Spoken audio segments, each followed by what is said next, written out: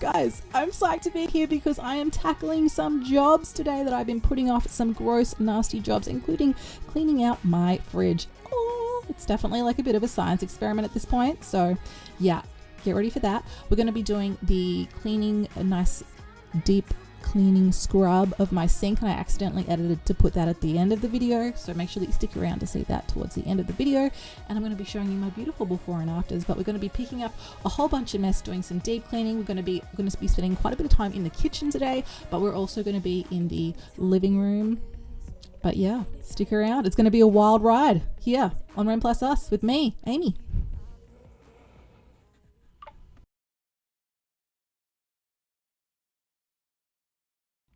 I'm just going to take you guys around my house and show you the mess that we've got to deal with today. We do have some tidying and decluttering to do, but honestly today is about just getting to some jobs that I have been putting off and avoiding. You know, the ones like cleaning out the nasty fridge, just getting into some nooks and crannies that need doing a bit of a deeper clean of the kitchen, getting a bit of laundry done, you know, just those little jobs that are sort of sitting there waiting to be done, but you just can't seem to quite get to them because you've either let them go for too long or it's just, I don't know, just seems a bit overwhelming. So we're going to get to those. We're going to clean the sink as well, and we've got some other stuff that we're going to do. But if you are new, welcome. This is Ren Plus Us. My name is Amy, and it is nice to finally make your acquaintance. If you're a regular viewer, welcome back.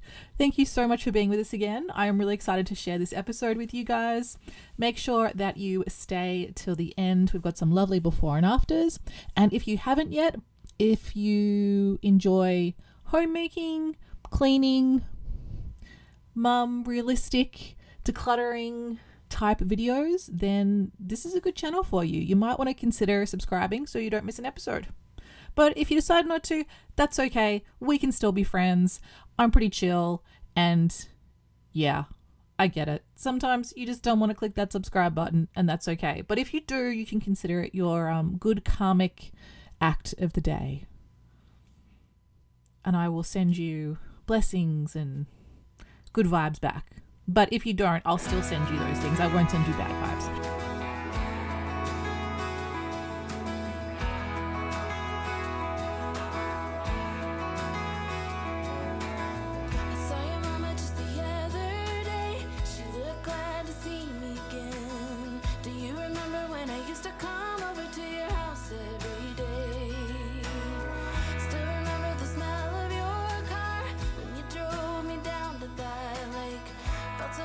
Anyway, moving on, I tend to get distracted. I'm just going to make a quick sandwich for my little girl. Yes, it's a little bit of a naughty one. It's just some Nutella and peanut butter, but it is going to keep her quiet and entertained while I get some of this kitchen picked up. So why has my house gotten so bad? I know, you guys, I always have an excuse, but I have been super busy. Like, I am trying to finish uni. I've only got a couple more units to do. I just got an email from my uni supervisor about contacting her to set up a meeting to finish my thesis, and I'm like, oh my gosh, I don't even have time to do that. Like, I don't even have a moment where I don't have my little girl with me to be able to do that child free. So yeah, if you can't even set up the meeting to discuss like how you plan on finishing your thesis, that's a problem. That's an issue, but that's okay. I'll sort it out. Even if she has to be with me at the meeting, then that'll happen. I'll make it happen, you guys. I will make it happen. So yeah, there's been that. I've also been working. I've been doing some work for a client, which I'm always doing, but I've been trying to get more of that done and get on top of that. And my kids, honestly, like, I have two little kids that need me, that need my presence, and that take up a lot of time. And you know, I'll tell you something really frustrating is I'm someone who loves to get up early and get things done, but unfortunately I've got this chronic, I've got ulcerative colitis. You've probably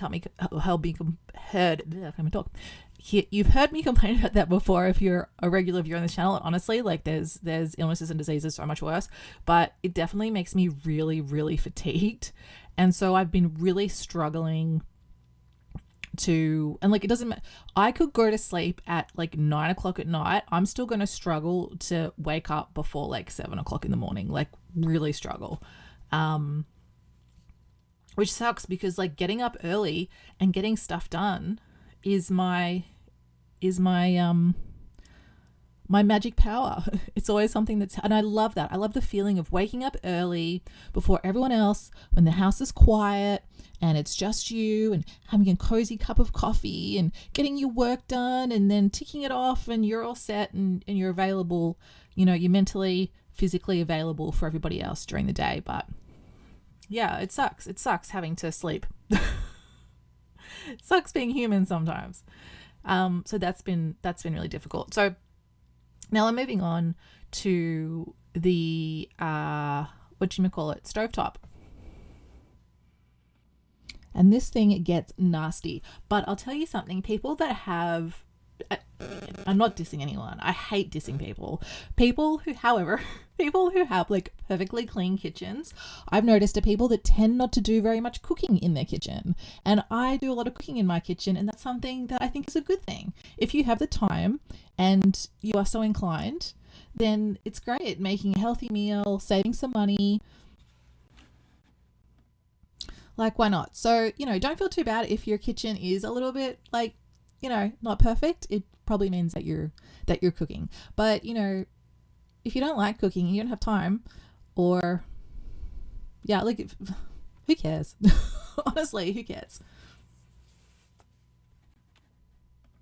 Like, I am certainly not here to judge or make anyone feel bad. I think that there is so much judgment that we have on each other, and really we don't know each other's circumstances. Like, you don't know if the person that was rude to you at the grocery store, maybe their cat just died, or something terrible's just happened to them, or they're battling some like chronic illness or mental health. You just don't know. And I think so often these days we're just so quick to put on our judgy cap and judge people around us. And don't get me wrong, some people are just jerks, but I feel like the vast majority of people are doing the best they can with what they have at any given moment. So why not just show some love and compassion if you can, And you guys can see that my kitchen countertop is actually broken. So someone, I will not name names, I will not shame, jumped up on my kitchen countertop to sit on it and ended up breaking it, like cracking it fully in half. So I do not have the financial means to replace the whole top. So it's just being held together with, like, I don't even know what you call it. Some tool. It's being held together by some tool that's not really meant to hold tables together, but it's working. We're getting there. So right now I'm just chucking some scraps out because I've been doing a lot of cooking, chucking some scraps out for the animals. One of the really handy things about living where I live is I've got heaps of wildlife. So literally scraps you can just chuck right out the front. And our wallabies and little possums and whatnot will just come and nibble it and eat it up. Chickens will eat it as well. So yeah, it's good. You feel like you're not wasting. And then also you can compost. So heaps of stuff that we can do with our old food. In and out of love, never get enough. We never seem to get older.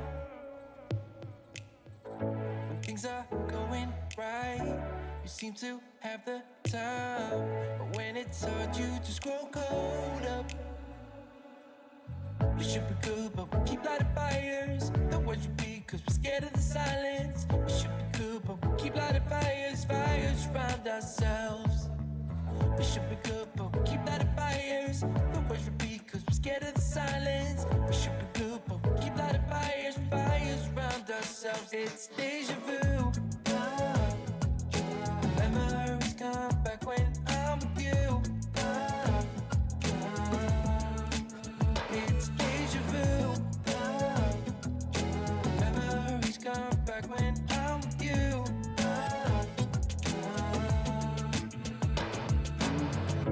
Been here 1,000 times. Set up a stage of lies. Say we're done, say it's over. Shouldn't be coming back, but somehow we connect. Acting drunk even though we're sober. We should be good, but we keep lighting fires. The words repeat, cause we're scared of the silence. We should be good, but we keep lighting fires around ourselves. We should be good, but we keep lighting fires. The words repeat, cause we're scared of the silence.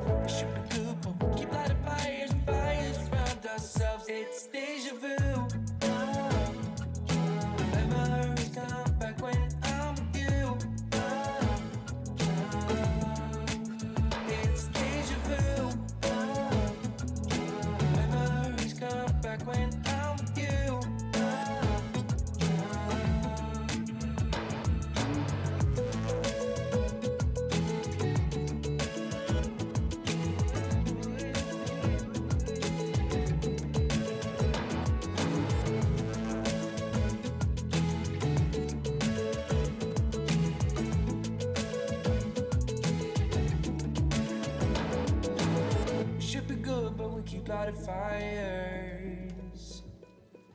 The words repeat cause we're scared of the silence. We should be good, but we keep lighting fires. We keep on talking and talking, talking and talking.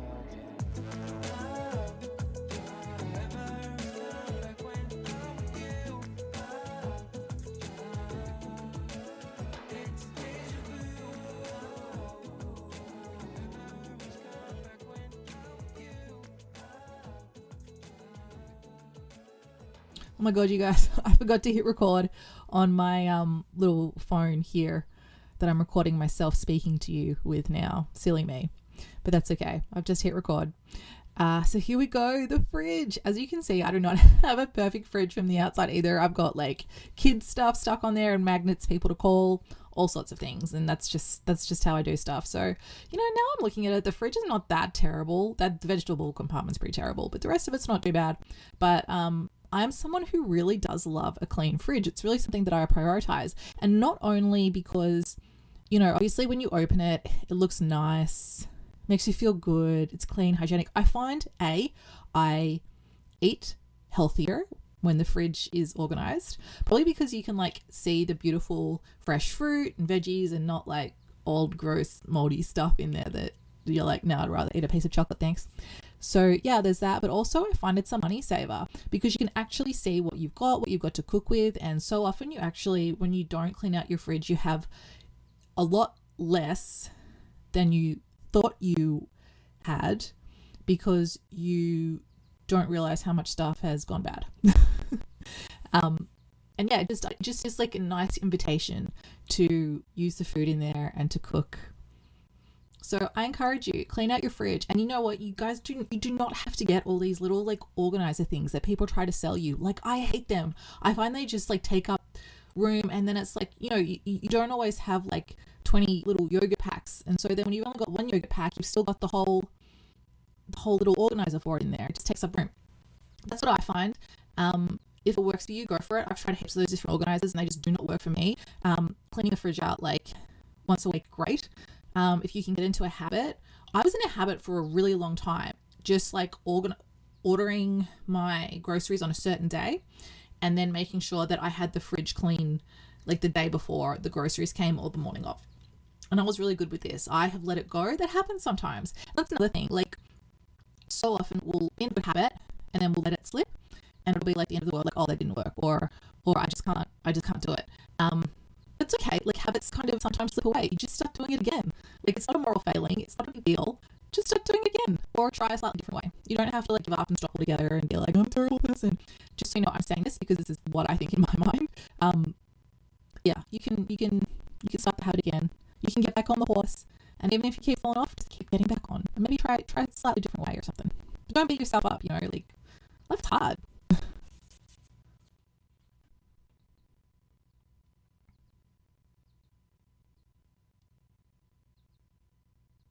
So I did recently get a big shopping order. So the way I do my shopping is I'll order it.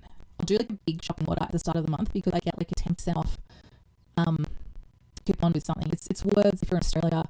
The rewards program is really good. You pay, I think it's like, I can't remember exactly. I wish I could. It's like $70 for the year or something, but you get 10% off a month on your shop up to $500. So you can save like $50 a month, which is good. You know, it comes back to you what you pay for the membership, like quite a bit. So yeah, I'll do like a big shop at the start of the month and then just sort of top up with little shops all the way through the month. But I'm finding the grocery bill is just at the moment astronomical. And I think part of well, there's a few reasons. Number one, yes, I am part of a family of 5, so naturally the grocery bill is going to be bigger than when I was like single. But more than that, you know, most people in our household are gluten-free for various reasons. Gluten-free food does cost more. I love the program like gluten-free where if you're a celiac, you get some like extra money to pay for your gluten-free stuff. I thought that was so cool. Yeah. And then also I've got a 13-year-old who eats a lot. Because I'm so like ADHD, and I'll just make a decision in the morning, like to go somewhere, I'll do something. I tend to just grab snacks instead of actually having stuff like that I've pre-prepared. So obviously if you buy like pre-packaged snacks, which I know it's not great for the environment. There's certain things I can do for the environment and certain things that I struggle with, and organization is definitely a big struggle for me because I just like to wake up in the morning and be like, okay, well, what do we feel like doing? It's pretty rare unless we've got something booked, like the kids do certain activities on certain days, but other than that, it's just like, what do we feel like doing? So I tend just to grab snacks and hit the road and go. Sometimes I'll just even keep snacks in the car for when we decide to head off. You guys, I've lost my point. What was I saying? Oh my goodness. So I am now doing the vegetable cooler. It's been worse, but it's pretty bad. I really hate when this gets gross. I'm sort of trying any like tactic I can right now to not touch stuff, but I can't tip it in. It's really hard to tip in and film and like hold the bag and everything. So I've given up that plan. But I will let you guys in. Like, it's going in bags. Don't worry, it's not being thrown away. It's going to chickens. It's going to recycling. Not recycling, going to compost, going to many different places. So don't worry, the food is not being wasted. It is going back into the earth in some way or another. And one of the things that I really wanted to touch on, you know what, you guys need a break from my voice. We'll touch on it in a second. Here's some music to enjoy.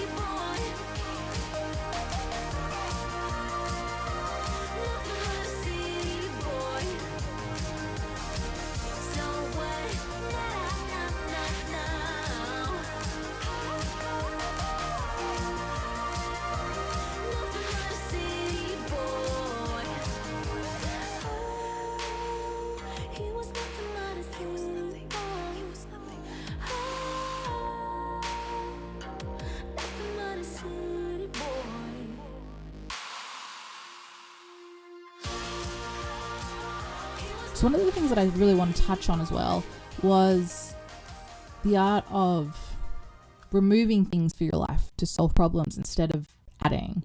And it's interesting because I'm editing for one of my clients a video where he talks about this in depth. It's really interesting.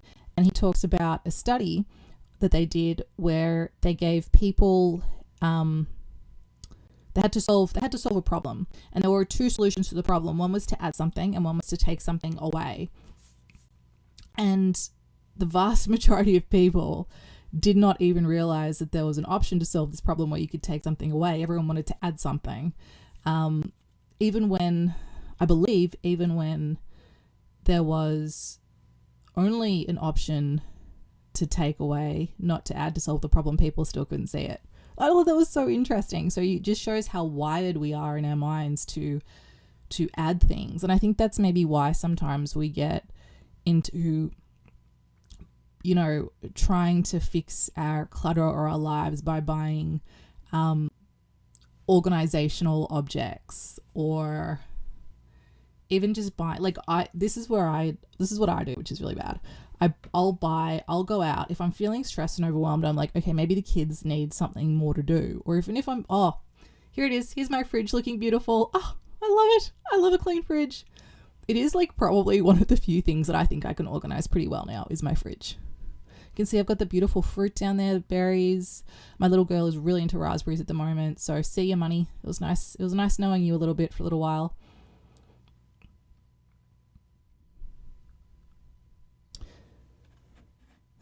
Yeah.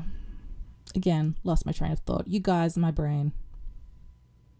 Yeah, that's it. So often I think that, so I'll go out and I'll buy the kids a toy or something because I'm like, okay, I'm stressed, so maybe the kids need something to entertain them. So I'll go out and buy a toy and bring it home and be like, here kids, play with this new shiny object, and they'll play with it. Quote marks there, play with it. So they'll basically just tip whatever it is out and throw it everywhere because I'm not engaged in the activity. It's just them. And they don't necessarily know what to do, or like, they're just little kids, and so they just want to be wild, and my kids are wild, so just throw stuff everywhere and make a mess. So now I'm tired because I've been out and bought a toy. I have less money. The kids have made a mess. They're not particularly more entertained, and I've got another piece of clutter in my house, as opposed to just like, I want to say just stopping what I'm doing and taking them out to a park or sitting and engaging with them a bit more. Like, instead, it's like I try to add and it makes the problem worse. You know, having said that, now I'm saying it and I'm thinking about it, it's also tricky because sometimes you just got to get stuff done and you don't necessarily have the ability to sit down with your child and be 150% there with them, or take them out to a park or whatever. It's tricky. I feel like being a modern woman is so hard. Like, and I don't like to complain because I know there's so many things that we have easier in our country and our culture than in other countries and cultures. But like, you know, it used to be that it was really hard. It was considered, you know, hard work to be a mother when all you were doing was looking after the kids and cooking and cleaning. And that is hard, don't get me wrong. But now it's like so many of us also have to work and be educated, and now we're supposed to, and you know, this is back in the day where, like, you know, everyone was smoking as well, so at least you had that like little joy in your life, having a cigarette, or, you know, mums were like having a drink every night even if they were pregnant. But now it's like you're working, or you're working on a side hustle. Hey, YouTube.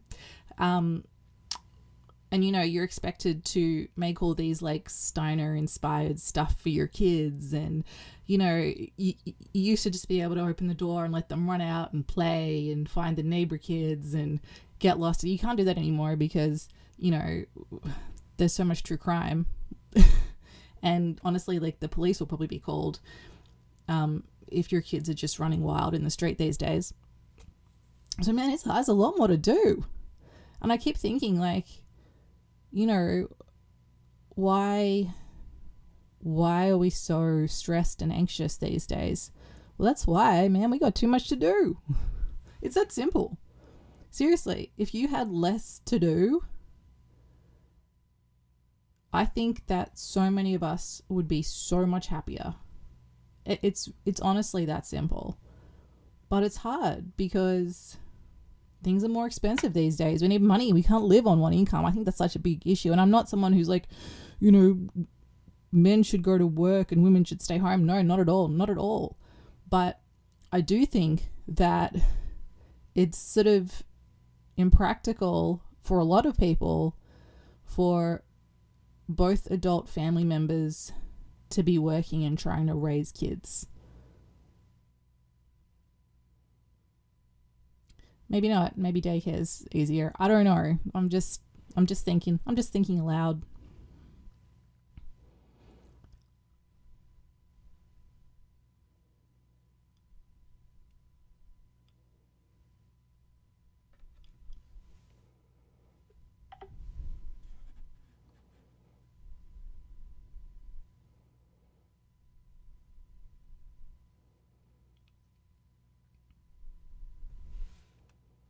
Okay, my vacuum cleaner. I know I've had so many of you guys ask me about my vacuum cleaner, and I was sort of hoping I might even do like a cheeky little review today. I was going to do it in my next video, which is going to be like a deep cleaning video, but I've had a few people ask me to review it. I'll just let you know it's awesome, but I'll do a full review on it in my deep cleaning video. I just ran out of time for this one. I was thinking about sneaking it in, but it just was not going to happen. But it's awesome. I love it. It's picking. Oh, it's great. Someone did ask me about it. So thank you for commenting. I will put out the review on the next one. It's filmed. I just haven't put it out yet. This video is a little bit long. So yeah, the next one, I promise you guys, deep cleaning video with a review of the vacuum cleaner coming up. There's my son sitting on the couch watching YouTube. Actually, I don't know if you guys know, but in Australia, they're going to ban YouTube for kids under 16. How do you guys feel about that?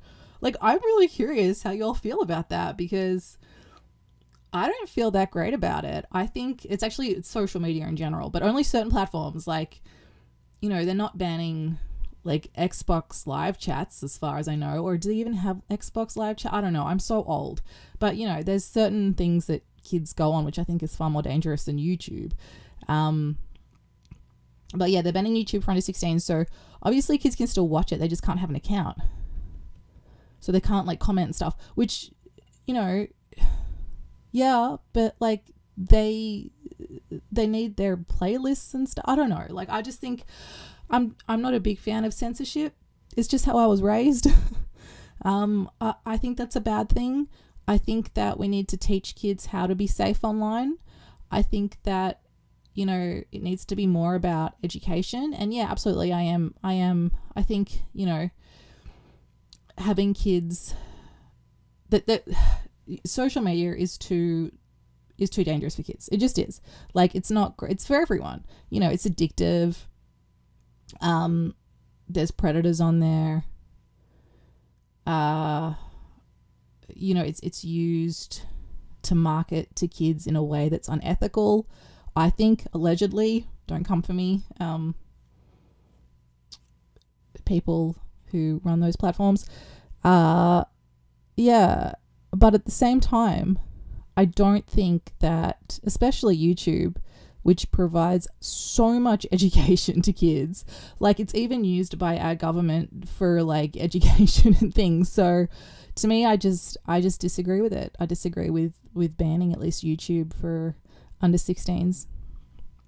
You know, and you got to think as well, like there's some kids out there who are abused. There's some kids out there who don't have access to worldly information from their parents that's important for mental well-being, survival. Maybe they're curious about the world or their bodies or anything, a number of things. And that way, you know, they can access that stuff. And maybe that's not a good thing. Maybe parents should have more control. But I just remember, like, when I was young, my generation, we had Dolly magazine. I don't think you guys had that in the US. You know, it was just like a teen magazine type of thing. And we would sit there at school and read it and learn stuff that, you know, we didn't necessarily want to talk to our parents or our friends about. So I don't know. I think it's complicated. I understand the reasons for it, and I understand the reasons against it.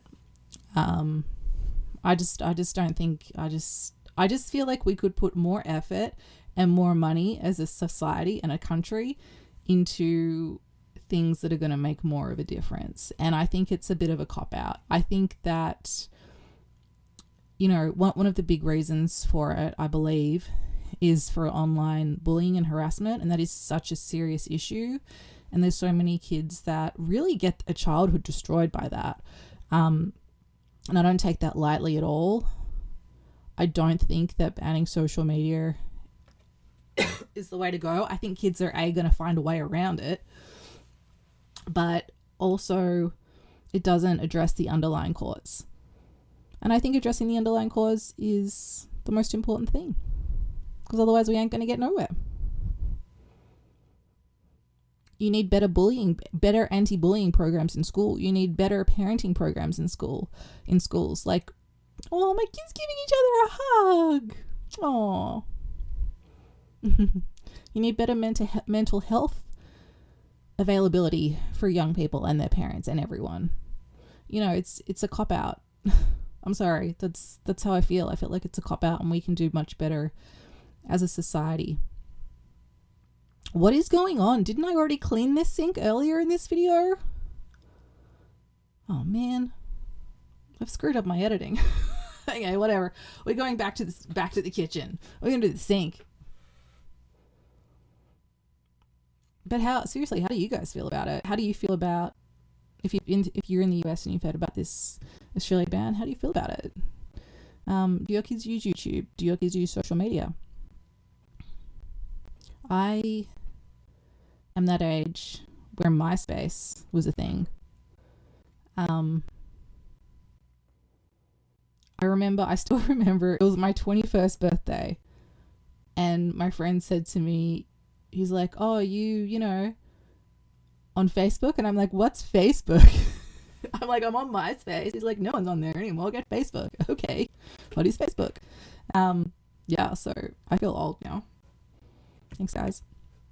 I'm sorry, this video hasn't been much about cleaning. I don't know why I'm just coming in here to complain about social media bans, or discuss them. I shouldn't say complain. I'd like to have I don't know. I'm not a person who gets offended if you disagree with me on stuff. That's fine. Disagree or agree. Either way, I like to hear everyone's point of view, and I'm someone who's very happy to change their mind about things. Here we go, cleaning the sink. Damn, I love a clean sink. I like a clean sink nearly as much as I like a clean fridge. But the thing is that the sink just gets so nasty so quickly. But I feel like my world is a little bit more organized and complete when my sink is clean. Hey guys, I'm going to let you guys listen to some music for a little bit, because I'm getting bored by the sound of my own voice.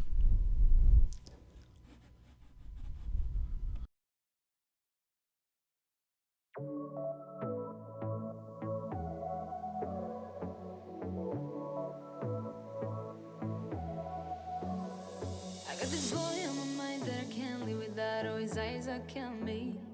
And he keeps talking about everything that he likes, and I can't stop listening.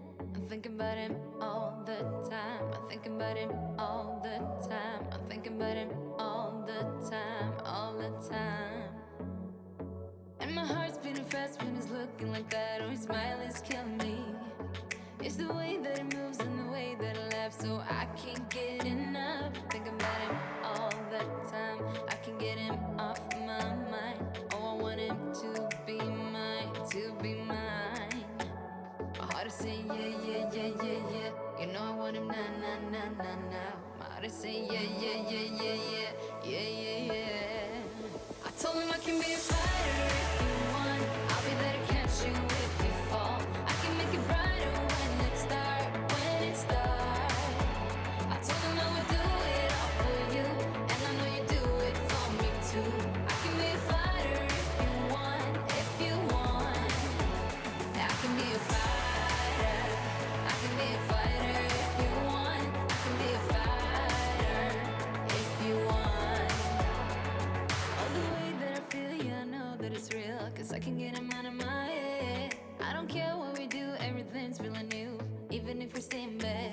My heart is saying yeah, yeah, yeah, yeah, yeah. You know I want him now, now, now, now, now. My heart is saying yeah, yeah, yeah, yeah, yeah, yeah, yeah, yeah. I told him I can be a fighter if you want. I'll be there to catch you if you fall. I can make it brighter when it's dark, when it's dark. I told him I would do it. You guys, my kids are out today with their dad, and it is so cool to be able to sit here and do a voiceover without little people jumping on me. I'm like, what is this? This is awesome. Oh, my floor. Oh, I just saw it. Ah! Yeah, so this is like my kids throwing blocks and stuff around the place. I get a lot of comments from you guys saying that I need to just get rid of stuff and I'll be so much happier. And I totally agree. And I am chucking stuff. I'm donating stuff. I'm doing all kinds of things. Actually, I've got a video coming up. I think it's going to be after the deep cleaning video because dang, this house needs a deep clean.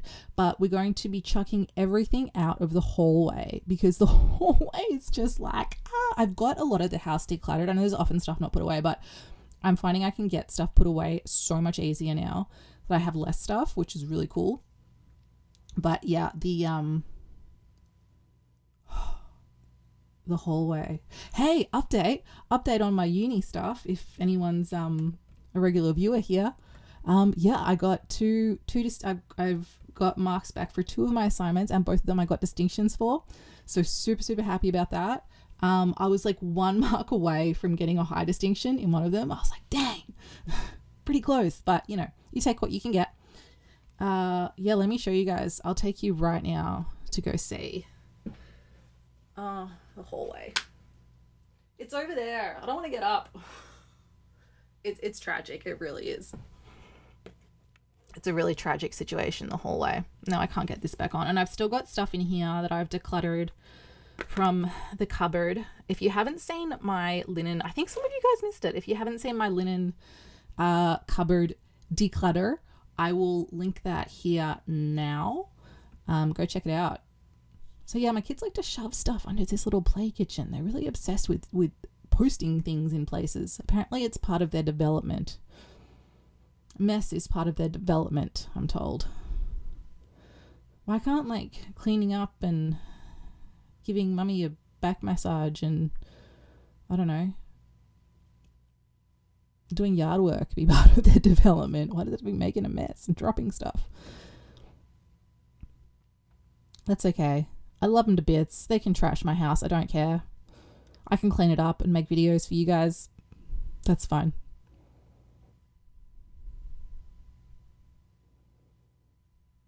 But yeah, my kids are out with their dad today. They have gone to the park. They are having, from what I can hear, a great time. Yeah, I'm with them usually like all the time. So it's weird. Usually at least one child all the time. So it is weird to be by myself. And their dad was like, oh, you should sit down and put your feet up and watch Happy Gilmore too. And I was like, okay. No, I jumped straight on the computer and went to work, but that's my, I don't know, working's my happy place. I have a really hard time sitting down and doing nothing these days, which is kind of sad, I think. I used to be able to sit down and do nothing when I was a youngster. It was great. I was like probably too relaxed when I was younger. Now I'm not relaxed enough. I'm having a hard time finding a balanced middle. Do you guys find that? Do you have a hard time with that? Like you're either 100% or like minus 10%. You have a hard time being in the middle? That's definitely me.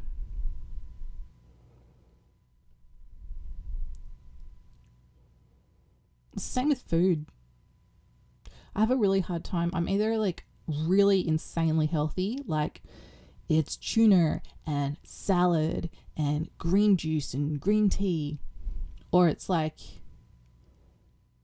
chocolate and wine and McDonald's. There's not like an in-between where it's like, you know, something healthy for breakfast and something bad for dinner. It's usually just a whole one or the other. What is that? Why am I like that? You guys like that? I don't know. Here's my table. It's a mess. This table is right by the entry. I tell you what, if you want a table that's a total like mess, put it right by your front door. It's just a clutter sucker. And I don't really use it that much because it's just got clutter over it all the time. It's not that bad. It's laundry, if I'm to be honest. One of the family members, I won't name names, but one of them, they like to help me by taking the laundry off the hanger and not putting it away straight away. And I like to put it away straight away. It's a good tip. Such a good tip, I have to whisper it. Get that laundry folded and put away. You don't even really have to fold, just chuck it away. You know, it's funny. I had to iron it's an iron. Like my teenager does a program with the Air Force, and you know, uniform's a big deal, so he has to, and usually he irons his own clothes, which is good, but I decided to iron for him, and I'm like, I have not ironed anything in the longest time. I used to iron all my clothes because I saw my mum do it, and this was like before I had kids, when I had time. Like my mum would like spend every night like ironing, you know, like a good 45 minutes ironing everyone's clothes. Who irons anymore? Like, who has time to iron anymore? It was weird. Anyway, you guys, thanks so much for listening to my rambling video. You guys are awesome. I hope that I've connected with some of you. Just remember, life is short, life is now. Just do your best. Do your best. And yeah, I'll see you in the next one. Love, light, and peace, my friends. Love, light, and peace. Till next time. I'm hoping to get the world's longest ending here on YouTube. Don't forget to like and subscribe. This is Ren Plus Us. I'm going to go eat some French onion soup now. I wonder if it'll be as good as I remember it being. Probably not. Okay, bye. Waking up in my bed with my head on the chest that I don't even know, but I guess it makes sense, 'cause I know we both learned everything that happened last night. So just come back to bed. I wanna hold you. Come back to bed. Waking up. Welcome, guys. I am so excited to be bringing you this video because I have done the biggest transformation that I've done in a long time. Yes, it is finally happening. I have transformed my hallway from a tip, basically a disgusting hoarder tip, into a minimalist paradise. And I'm going to take you guys along on the journey. So if you've got maybe a project that you need to do, a big decluttering project, consider me your body double. We can do it together. Or if you like, just grab a cup of coffee, put your feet up, and enjoy watching me transform this space. As I said, we're going to be decluttering, organizing. We're even moving furniture. You know, when you just get that urge to move furniture, and it feels so good to change up the vibe, change up the energy in the zen, I reckon. So if you are new here, my name's Amy. This is Ren Plus Us. I live in the Tasmanian countryside with my 3 beautiful children. 2 of them are toddlers. I've got 1 teenager, 2 boys, 1 girl. The girl's the youngest. And I've also got 2 crazy cats. I'm very much a type B mum. And right now I'm showing you guys the mess that we are going to be dealing with in this video. It's pretty out of control, I gotta say, the whole way. So I'm very type B. I'm very ADHD. I'm kind of a free creative spirit. A fun mum, but sometimes I get a little bit cranky because I get overwhelmed by this crazy mess.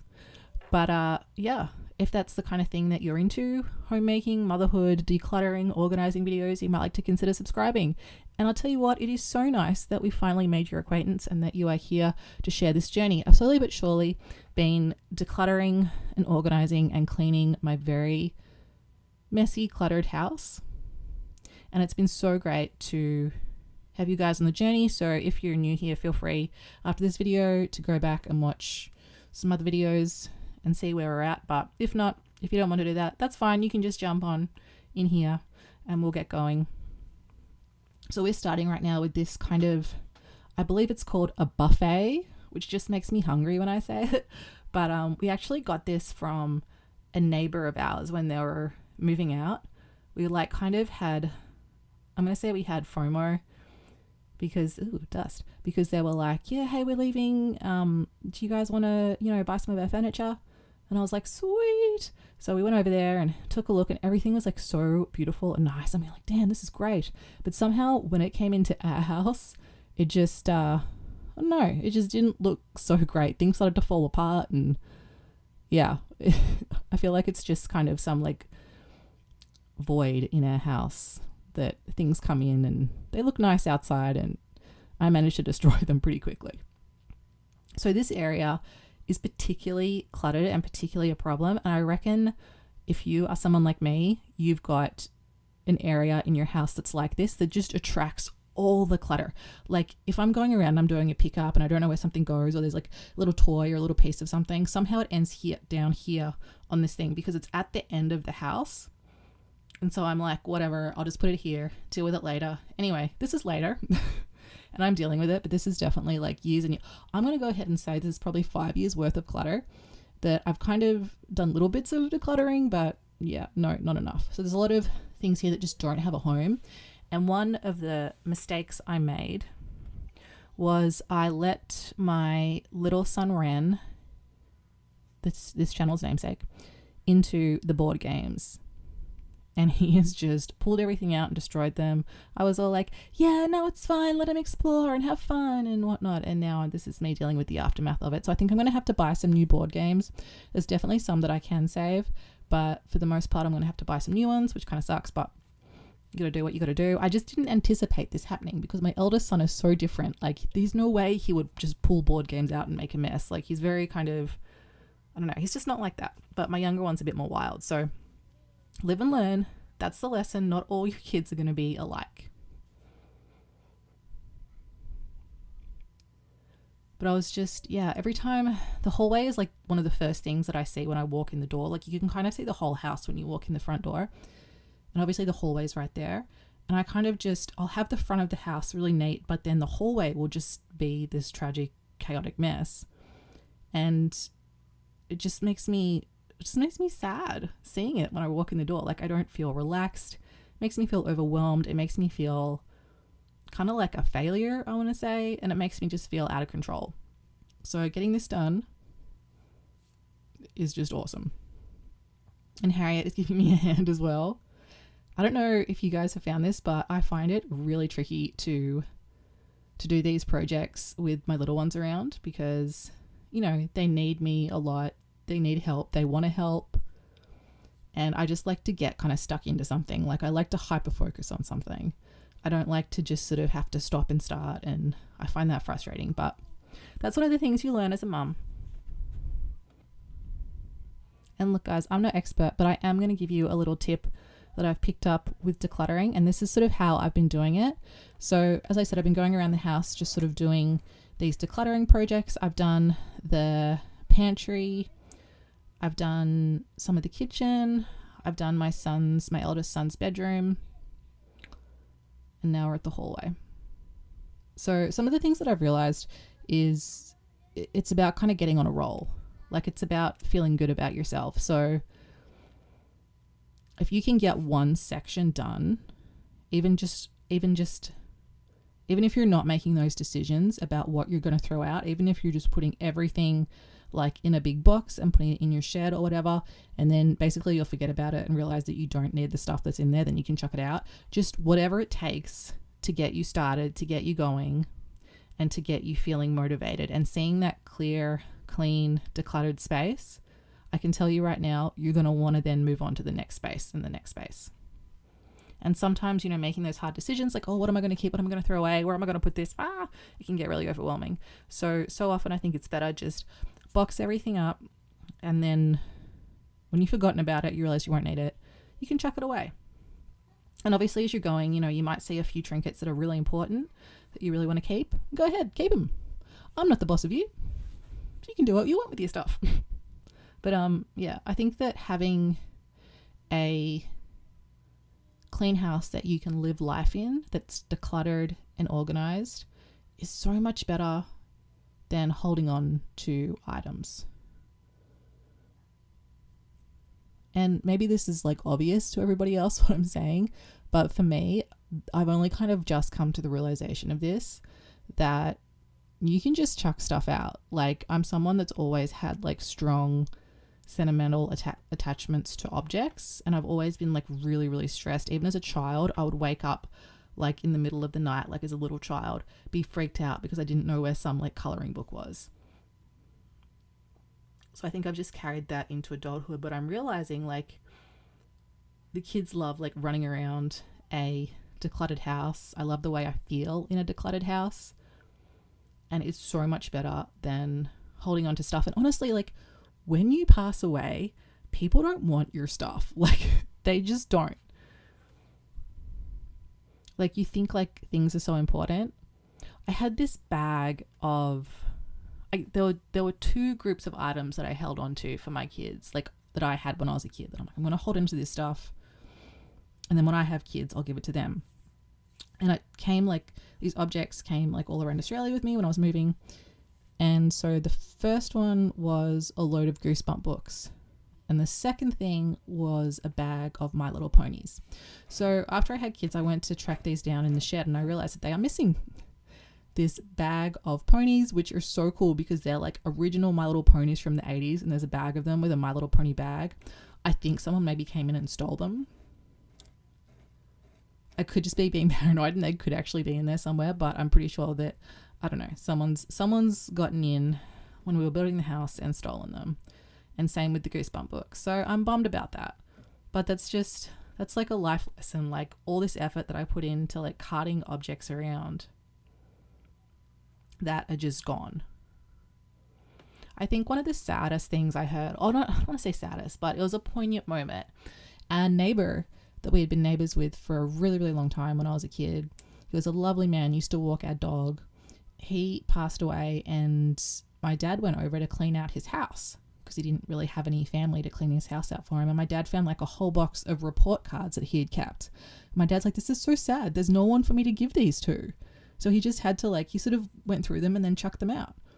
And, you know, I think we have to think more about our stuff in that aspect. Like when we pass away, you know, don't leave it as a burden for your kids or your neighbors or your friends, whatever, to have to go through and deal with. Just chuck it out now and enjoy the clean space. And to be honest, like I just feel like my kids deserve the best. And I'm starting to realize as well that I need to look after myself. Like one of the big reasons why my house got this way, and maybe you guys are the same as well, actually I think this is a big problem for a lot of people, especially a lot of women these days, is that we're so busy. Like I do freelance work, I do YouTube, I am at uni, I've got 3 kids to manage, I'm a carer for someone as well. Like I've got a lot going on, and sometimes those things have to take priority over your home. And also these days, like looking after kids is so different. And I was trying to explain this to someone this morning and they really didn't get it. I just sounded crazy, but I'm like, you know, back in the old days, like back even when I was a kid, it would just be like, you know, hey, go outside and play.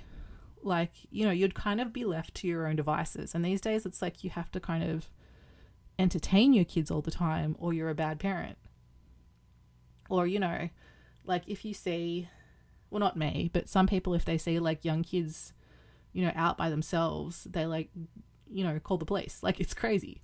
When I was a kid, like I remember going off with some older kids when I was like super young, like 6 or something. Like here in Tassie, it's a bit different. There still are a lot of kids that like ride their bike to school, walk to school, who are really quite young. Like I don't let my 13-year-old even walk down the road to get the bus because I'm just like so paranoid that something will happen to him, and all the other parents think that I'm totally nuts, but that's just me.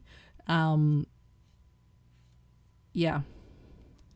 So I think that there's a lot more put on women these days, and there has been in the past, and we put a lot more pressure on ourselves. And I'm not at all saying, I don't want to say anything negative about like the feminist movement, and I think it's so great that women can have jobs and can earn money and do all this stuff, but you know, there's some downsides to it as well, and this is one of them.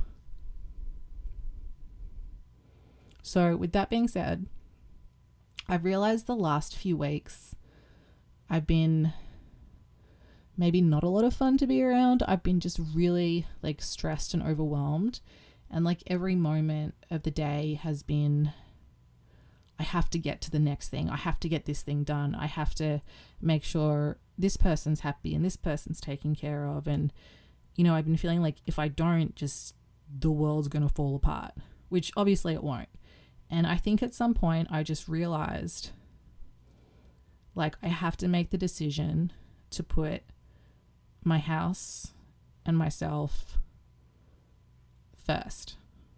Actually, I always say I put God first. And this was one of the things that I had in my goals for the year. So I had like a whole lot of goals that I wanted to accomplish throughout the year. I even made a little video about it that I can just like rewatch to remind myself of my yearly goals, and I'm doing pretty well with them. There's a couple that I got to hit. I got to hit my workout goals, and I'm going to be doing a video about just like how to be healthy and take care of yourself as a busy type B ADHD style mum. So that video will be coming up soon. But I think it is so important to, as mums, as women, to put ourselves first and take care of ourselves and realize that your number one priority has to be your health, your mental and physical health, because at the end of the day, if you're not okay, you can't look after other. I don't even want to say you can't look after other people. You can't be a force, the best you can be. Like the world, God, the universe wants everyone to be the best they can be. And, you know, it's not so much about doing as it is about being.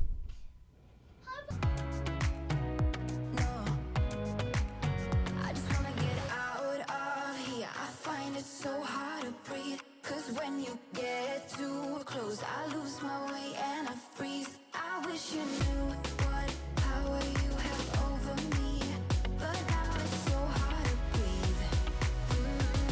Just get me out of here.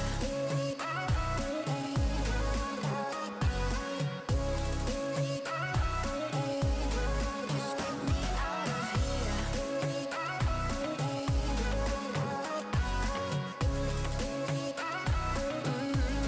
Just get me out of. How can you be so calm around me when I act desperately? You used to be the one getting crazy when I'd be hard to reach. I can see it in your eyes. You don't wanna talk anymore. I wanna get so numb while we enemies. No, you don't mind the way I start my words. You know exactly what it means. I know it hurts. Oh, I can't believe you're here. Can't get any worse. No. I just wanna get out of here. I find it so hard to breathe. Cause when you get too close, I lose my way and I freeze. I wish you knew what power you have over me. But now it's so hard to breathe. Just get me out of here.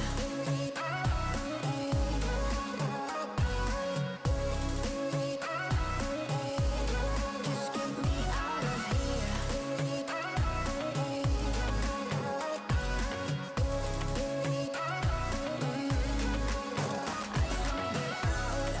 here. I find it so hard to breathe. Cause when you get too close, I lose my way and I freeze. I wish you knew. It's been so cool when I read your guys' comments and you say things like, you really connect with me and you really feel heard.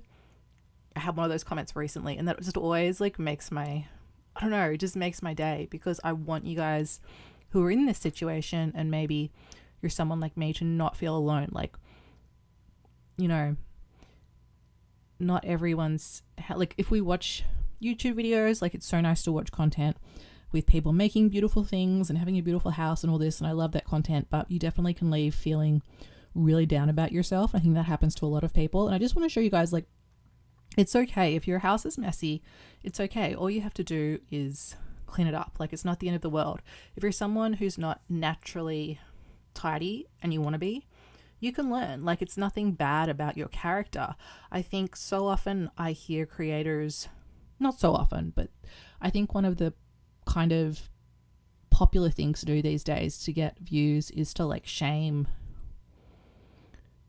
messy houses, which seems crazy to me. Like, you know, you don't choose the way your brain works, like, and everyone's got difficulties that they're trying to overcome.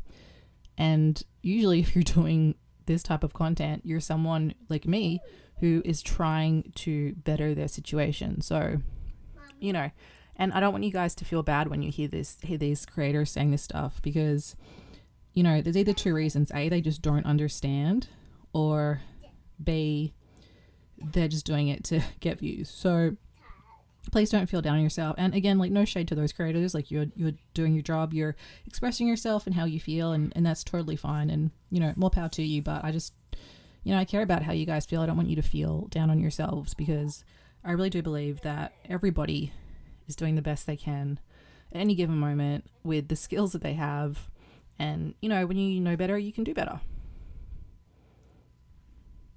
So right now I am building, I got this from Kmart, and it's so cool. Like, whenever I watch like content of Americans that have come over to Australia, they're always really impressed with Kmart, because I know their Kmart's like different. I don't even know if it exists anymore, but our Kmart is really cool.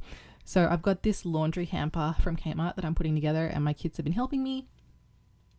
If you could see before, at the end of the hallway, I've just got such a pile of laundry sitting there. Like, it's so ugly. Most of it actually isn't dirty laundry. I actually keep on top of the laundry. It's just, I think, like, I don't even know. I've got like a set of, like, a block that knives are supposed to go. There's not knives in there, but there's like a block that knives are supposed to go in that I got given. There's like a bunch of what do you call them? The things that you wear on top of your sleepwear, the warm things. I can't remember. Please write it in the comments. You know, you tie them up.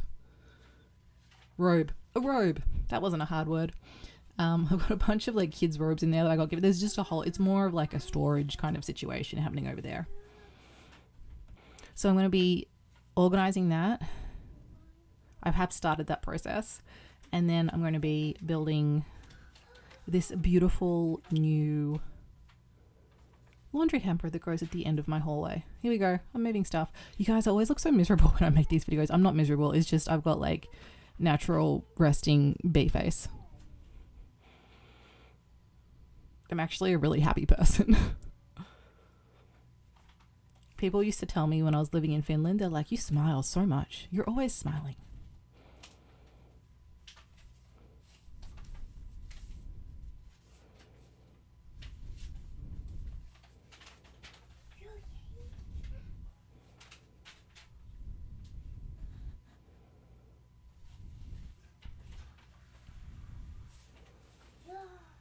I'm a weirdo. I love putting furniture together.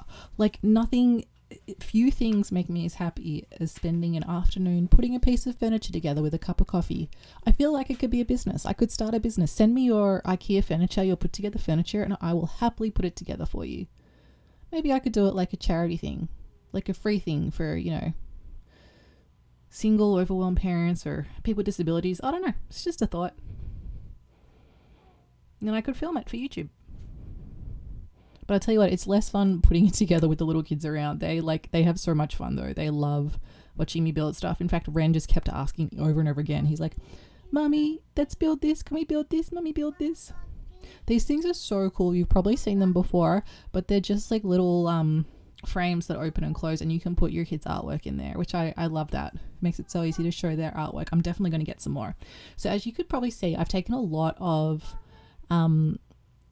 frames and pictures and stuff down, and you know, I love having photos around, but they do kind of look like cluttered and tacky on top of it. I wanted like the top of these boxes just to be like really clean and smooth. So right now I'm doing this little trick that I saw online, which was to dust especially, get some fabric softener and put it in some water, and I've got my duster, my like scrub daddy duster, and then you like dust and clean with that, and basically it makes the place smell really, really nice, and I concur it does.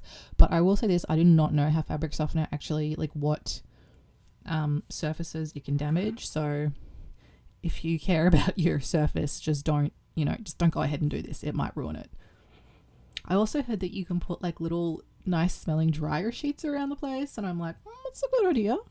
Make the place smell real good.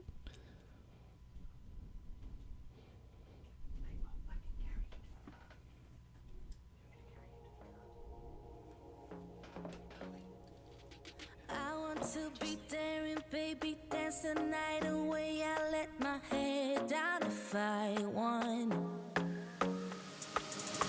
Don't you just get tired chasing fame and being pretty all the time? Doesn't sound like fun. You can do better. Let me show you what a good time looks like. You can do better, so much better. I don't fit into your box. Beauty queens without no flaws.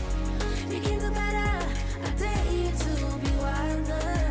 I don't fit into your box. Beauty queens without no flaws. You can do better. I dare you to be wilder. I want to be silly, baby, dance the night away. I'll kick my shoes off if I want. Let yourself be free and maybe you will find that there is more to life than being pretty. Honey, let's just face it. You can do better. Let me show you what a good time looks like. You can do better, so much better. I don't fit into your box. Beauty queens without no flaws. You can do better. So I lit my candle, but then I was super paranoid about the smoke detector being really close to it, so I blew it back out. But it was nice to have it lit for a few moments. So I decided to just give my door a clean with this potion that I've created, because it was really gross.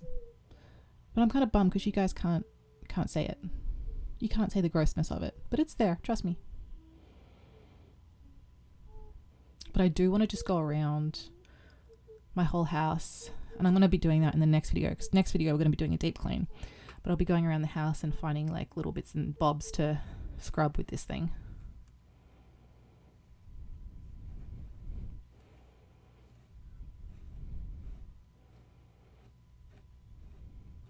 And here we go. Here's the before and after. Oh, voila. It is beautiful. And now I know that I also promised you guys a review of the vacuum cleaner that I've been using, and I will be doing that in the next video, which is going to be a deep cleaning video.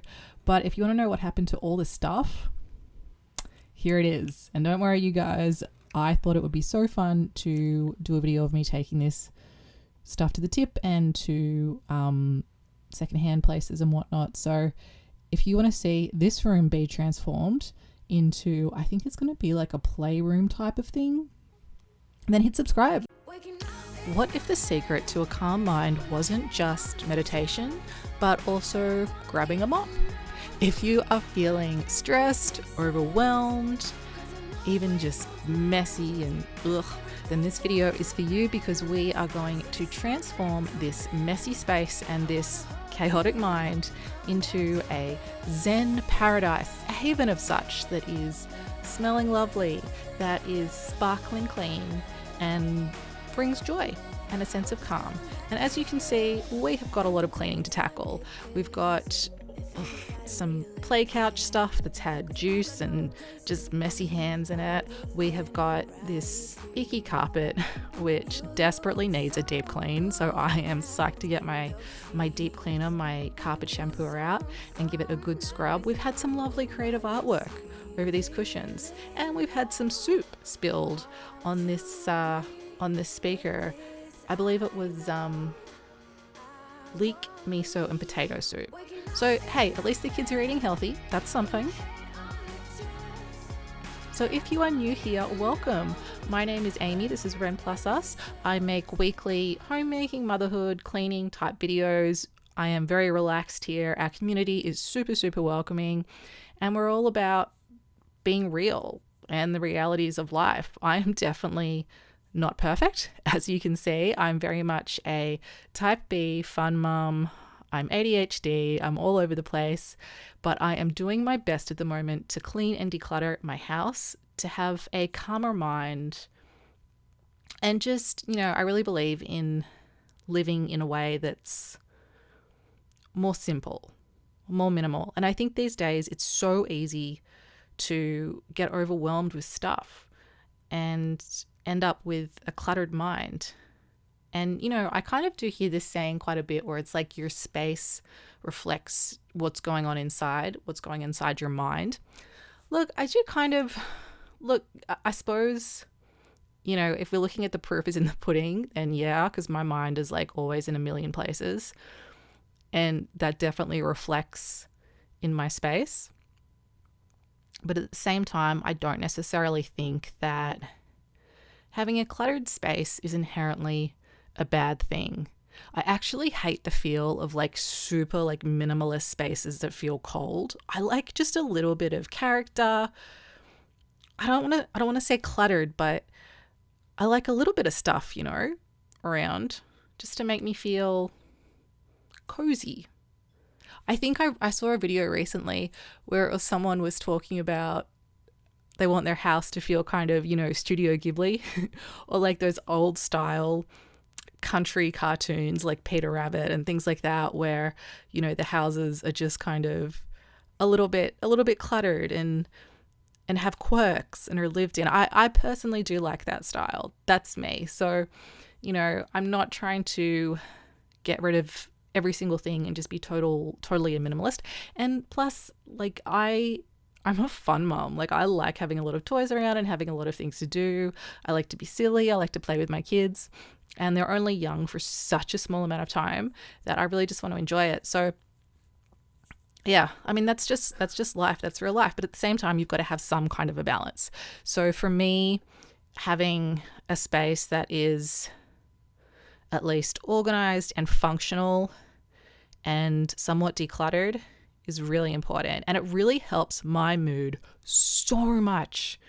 Like, I'm such a different person when the house is clean. But I will tell you guys something else, and please let me know if this is you. It's kind of like, we talk about this a lot in psychology, where you go back to your kind of base happiness no matter what is going on around you. So, for example, if you are someone who is naturally a really kind of sad, depressed person, and you win the lottery, for example, you're going to be like super happy for a little while. Like, things are going to be awesome. You're going to feel great. And then eventually, even though you've got millions and millions of dollars, you'll go back to your like base level happiness. And also, say if you're someone who's naturally like super, super happy and something terrible happens to you, like maybe you suffer from some awful injury and you get paralyzed, yes, you'll feel terrible for a while, but you'll actually go back to your base happiness.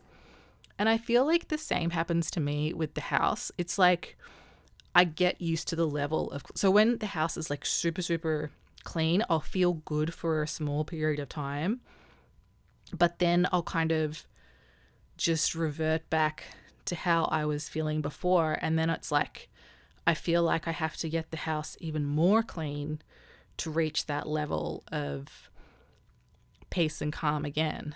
And then it gets into this cycle where it kind of becomes overwhelming because I'm constantly like, oh my God, I have to pick up every single little thing. So I feel this sense of peace and calm. Like, it's addictive. It's like an addiction, you know, it kind of wears off. So I don't know. I don't really know what to do about that situation. So even though in this video, yes, I am going to be talking about cleaning and decluttering for mental clarity, I will also just tell you to remember what I've just said. That, you know, we do go back to our baseline happiness. But you know what? It's nice to just get a little bit of a dopamine kick for a while. Like, we got to take what we can get. And I think as well, cleaning is great exercise. It gets you up, it gets you moving. And if you're someone like me who really has a hard time doing something if there's not like a very specific purpose, then cleaning can be a really good way to exercise. You're getting stuff done. There's a purpose to it. For me, one of the big purposes of cleaning is doing it for my kids so they've got a nice home to live in and to grow up in. But I'm going to take a quick break from the cleaning to tell you guys about today's wonderful sponsor. So I have been on a little bit of a health kick lately. I've changed my diet from mostly chocolate to a Mediterranean diet full of fruits, veggies, meat, and whole grains. But I gotta say, I was super anxious about getting back to exercising because I get terrible muscle and joint pain that can be seriously debilitating. And I wanted to be able to still keep up with my kids and the housework as much as I could. Luckily, the coincidence God shined on me because the amazing team at Bob and Brad reached out and sent me this incredible massage gun. Now, I've tried other massage guns before, and honestly, I have not been that impressed. I've always found them loud, heavy, clunky, and the battery drains super fast. But the Bob and Brad Q2 massage gun is lightweight, portable, and a total game changer. Weighing just 1.5 pounds, I can easily carry it in my bag or use it right at home. Its powerful brushless motor and 5 massage heads with 5 speeds help me relax and recover those sore muscles fast. And thanks to its quiet noise reduction technology, I can use it anytime, even when the kids are nearby having a nap, without waking them up. It's quick to charge with Type-C, and with the auto-off feature, I feel safe and in control. But you will not have to charge it often because seriously, you guys, I have charged this, I think, once since I've got it, and it has not run out of battery, and I just don't even understand how that's possible, but there you go. So Bob and Brad are 2 physical therapists who over a decade ago set out to provide the best collection of get fit, stay healthy, and pain-free information anyone could find. Today, they are renowned as the most famous physical therapists on the internet, at least in their opinion. So whether I'm after a quick massage relief or a little self-care after a busy day, the Bob and Brad Q2 massage gun helps me stay energized, pain-free, and ready to keep going so I can be the best mum and homemaker I can be. So if you're looking to recover fast, reduce muscle tension, and keep up with your busy life, I highly recommend the Bob and Brad Q2 massage gun. But let's get back to the cleaning. Oh, and let me tell you guys one more thing about Bob and Brad. They are super, super kind. They absolutely love and support our community here. So they have offered us 10% off with the codes that are in my video description down below. So when you finish watching, head down there, check them out, click the link, and get yourselves one. And you guys, I do not do many of these sponsorships, and I only pick stuff that I 100% approve of, and I do love this product. So do yourself a favor. Give yourself a bit of a massage. Okay, let's get back to the cleaning.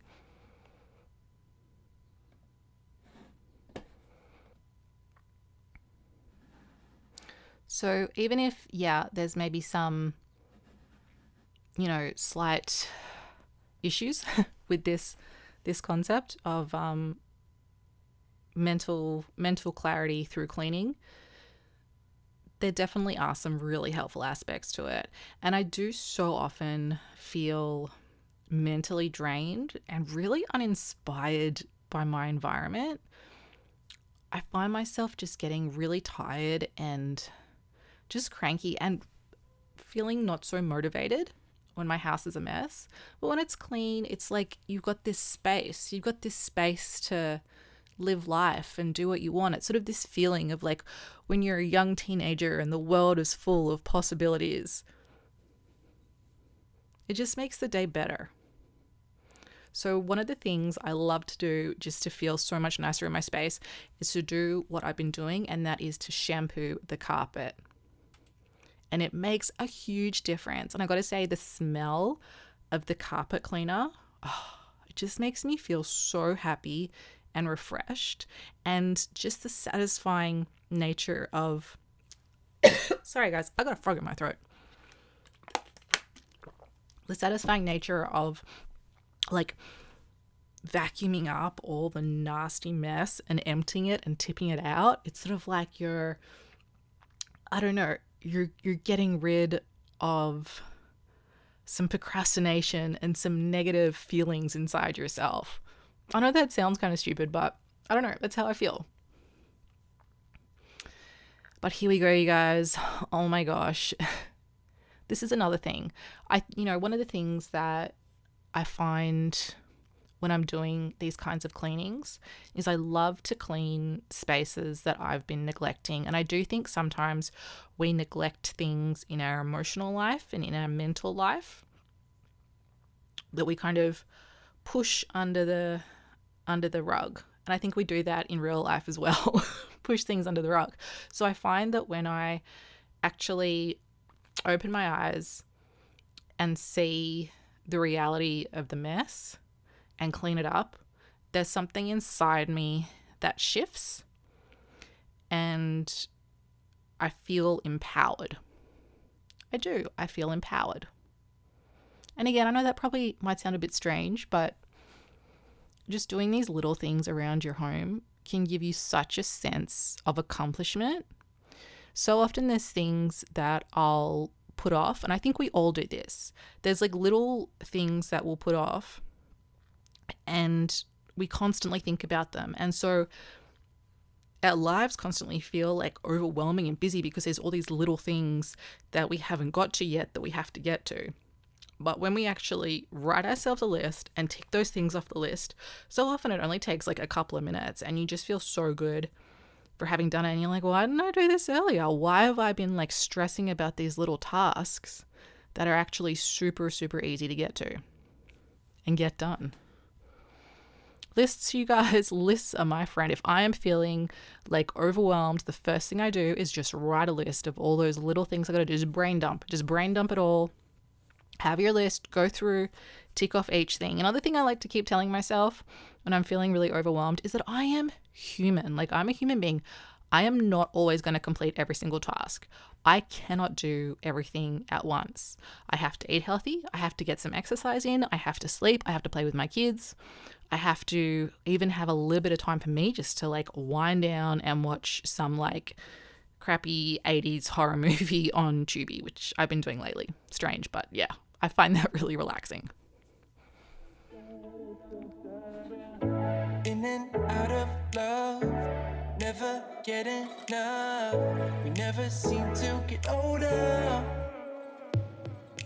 When things are going right, you seem to have the time. But when it's hard, you just grow colder. We should be good, but we keep lighting fires. The words repeat, cause we're scared of the silence. We should be good, but we keep lighting fires around ourselves. We should be good, but we keep lighting fires. The words repeat, cause we're scared of the silence. We should be good, but we keep lighting fires around ourselves. It's deja vu. Memories come back when I'm with you. It's deja vu. Memories come back when I'm with you.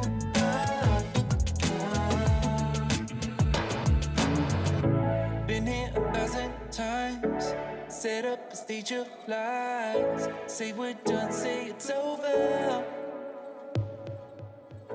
Shouldn't be coming back, but somehow we connect. Acting drunk even though it's over. We should be good, but we keep lighting fires. The words repeat, cause we're scared of the silence. We should be good, but we keep lighting fires around ourselves. We should be good, but we keep lighting fires. The words.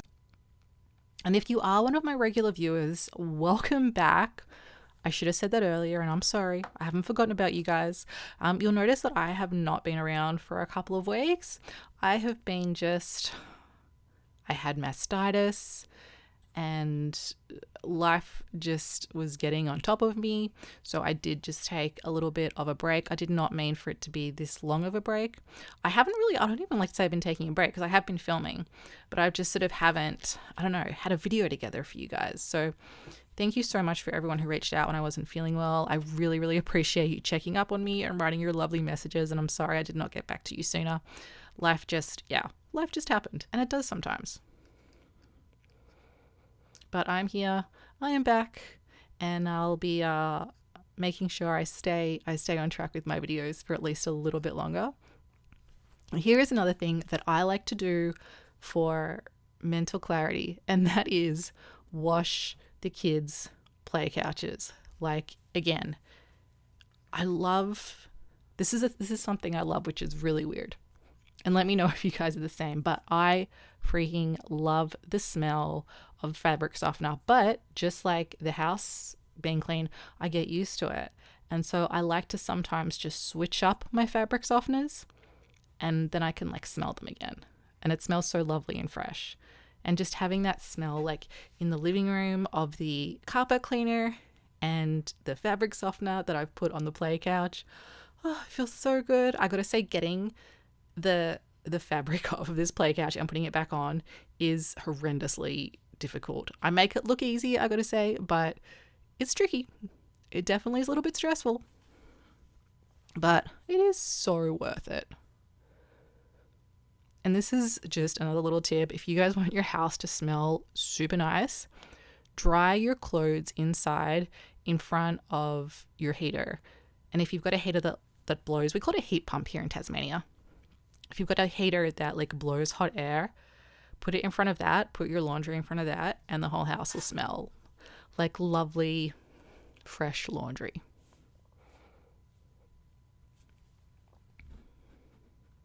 I don't have a dryer at the moment and it's winter here, so I really don't have an option to do anything other than that to dry my things. But yeah, it has its upsides. But I gotta say, one of the best things that I've bought for my kids are these play couches. Like, even though, yes, they're big and they take up a huge amount of my living room, I totally don't mind because they just play on them all the time. And they can play with their older brother as well, which is really cool. They've got, like, my eldest is 13 and my youngest is only 2. And then my middle child, he is nearly 4. He'll be 4 in October. And so, you know, obviously, like, big age range between the eldest and the youngest. And this is something that they can kind of all do together. Like, they can all roughhouse on these cushions, which is awesome. I love it. And I like to roughhouse too sometimes. So if you're looking for, I don't know, a really good toy for your toddlers, babies, slightly older kids, yeah, play couch. You can get them pretty inexpensively now, which is good. But I will say that I have been making some massive transformations with my house. As I was saying, I have not taken, sorry guys, water break. I've not taken actual time off. I've still been doing a lot. And I'm slowly but surely transforming, which don't worry, I'm filming it for you guys. My office space, which then got turned into my like hoarder clutter space for a while, is now being transformed into like a playroom bedroom. And some of you guys told me to do this and I was already thinking about doing it. But when you said to do it, I was like, that's it, I'm doing it. So I've started that process and I'm so excited to show you guys when it's finished. But I've also made another big decision, which I've been thinking about for the longest time, and I finally pulled the trigger on it.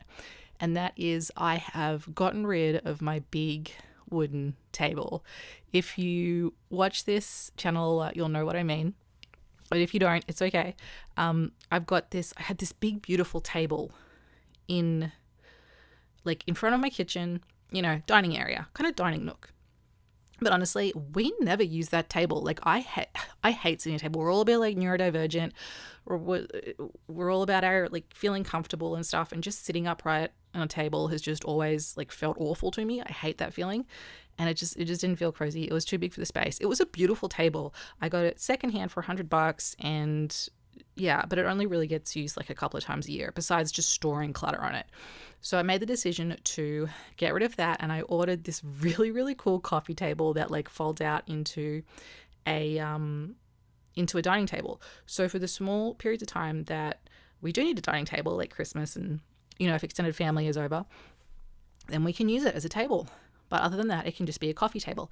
And I've also ordered a couch to go around it. So we're going to have a couch with a coffee table that also turns into a dining table, and just like a couple of little chairs as well.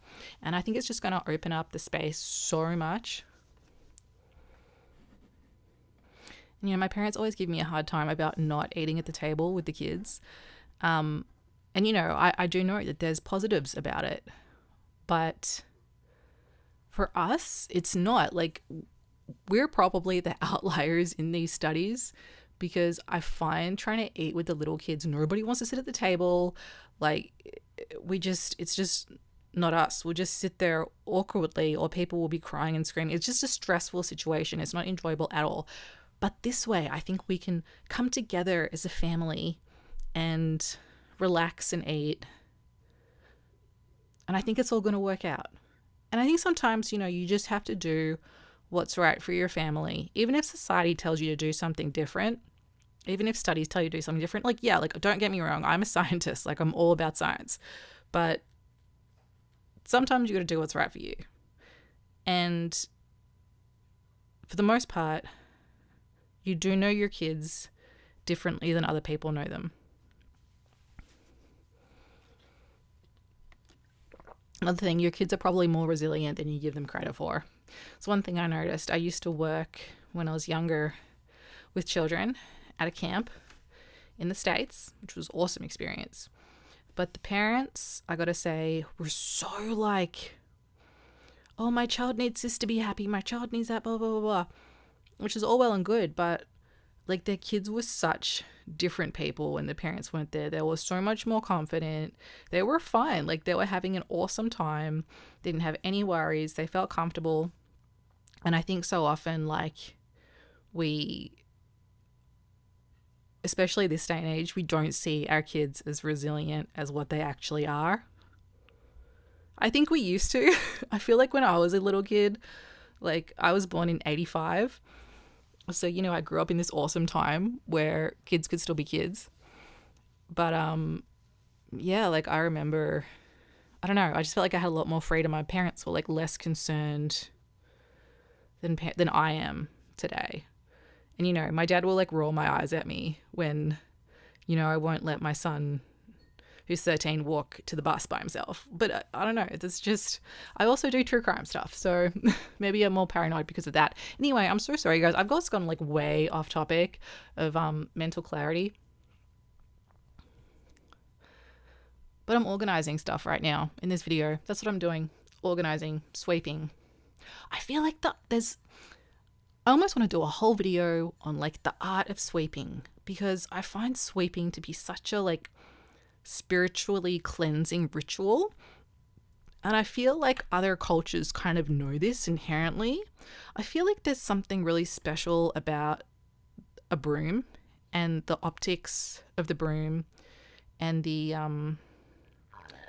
what a broom symbol, the symbology, is that a word? The symbology, let's go with it, of the broom. Like it's in a lot of fairy tales. Yeah, the art of sweeping. I'm going to look into this. I know that I've read stuff about the importance of like sweeping before, and like what the broom actually means in terms of like witches and stuff like that and living in the forest. I'll let you guys know. There's a whole like deep dive on brooms that I could do and sweeping. But I do remember I used to work, see, this is how old I am. I used to work at Blockbuster, and one of my little jobs every morning, I worked there for ages, like 7 years. Like it was my home. Every morning I'd have to sweep the front, like the outside the front of the store. And I don't know why, but I love doing this sweeping. It just put me in such a good mood. And I sort of, you know, watched the people walk by, and, you know, in hindsight, it was like being in some like early 90s movie, like family movie, you know, with like the shopkeeper sweeping out the front. Just felt good.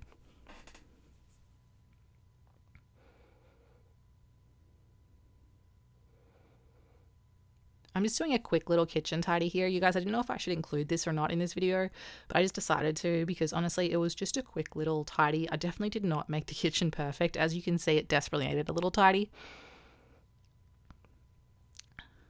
And sometimes, you know, that's all we got time to do, is just a quick little tidy. As you can see, I've got a big bowl of eggs sitting there in my sink. For those of you who don't know, I live in the Tasmanian countryside, and I've got some chickens which lay so well at the moment. But unfortunately, I had 4 chickens. I started spring off. I don't even know, is it spring here? I think it's spring here. I started spring off with 4 chickens. I now have 1. I had one which sadly got hit by a car. I had another one which just disappeared. And then I had another one. Oh no, yeah, disappeared. And then I have one which, look, I think maybe one of the neighborhood dogs got it. I heard some barking the other morning. I know that there's some dogs that can like push our little fence over where the chickens are. So I am worried that a dog got it. I would have looked on our security camera because we've got heaps of cameras around, but unfortunately we didn't have as much storage as we thought. And so the video footage got erased before we had a chance. So I'm getting 2 new chickens on Friday. And yeah, I'm going to have to figure out how to keep them a little bit more safe. I like to keep them free range, but at the same time, you know, I don't want anything bad to happen to them because they're, you know, they're part of the family. And They need some protection. So I don't know. I'm going to have to figure that out somehow. But how do you guys feel about like dogs? I feel like I hear about a lot of... Sorry, I got distracted by someone. Yeah, I read about a lot of dog attacks these days, and so many people, I think, got dogs in lockdown and just did not understand how hard it was to look after them and the amount of responsibility. I think as well a lot of dog organisations, I don't want to say which one, but there's a certain charity here in Australia and around the world that I think gives a lot of misinformation about dogs and maybe over romanticizes having a large dog and under emphasizes the fact that different breeds can be more dangerous. And it's not necessarily that different breeds are inherently more vicious, but it's just that there's certain breeds that have a different way of when they do attack, and all dogs can attack. I've been attacked by a sausage dog. All dogs can attack. But, you know, if you get bitten by a sausage dog, it's kind of funny. If you get bitten by a pit bull, it is another story. Like, those dogs, the way they attack is they hold on and they don't let go. They're super strong and super powerful. And I just don't think that, you know, I don't know. I don't think are responsible enough to have those dogs. And even if people are super, super responsible, you know, accidents happen. And you just can't have 100% control over an animal all the time. So, yeah, I don't know. I know it's a very controversial subject. And just so you guys know, I'm a dog lover. I grew up with a beautiful big dog. But I definitely wouldn't have a large dog around my kids when they're young. It's, I don't know. I think it just makes me too nervous. I don't think it's safe.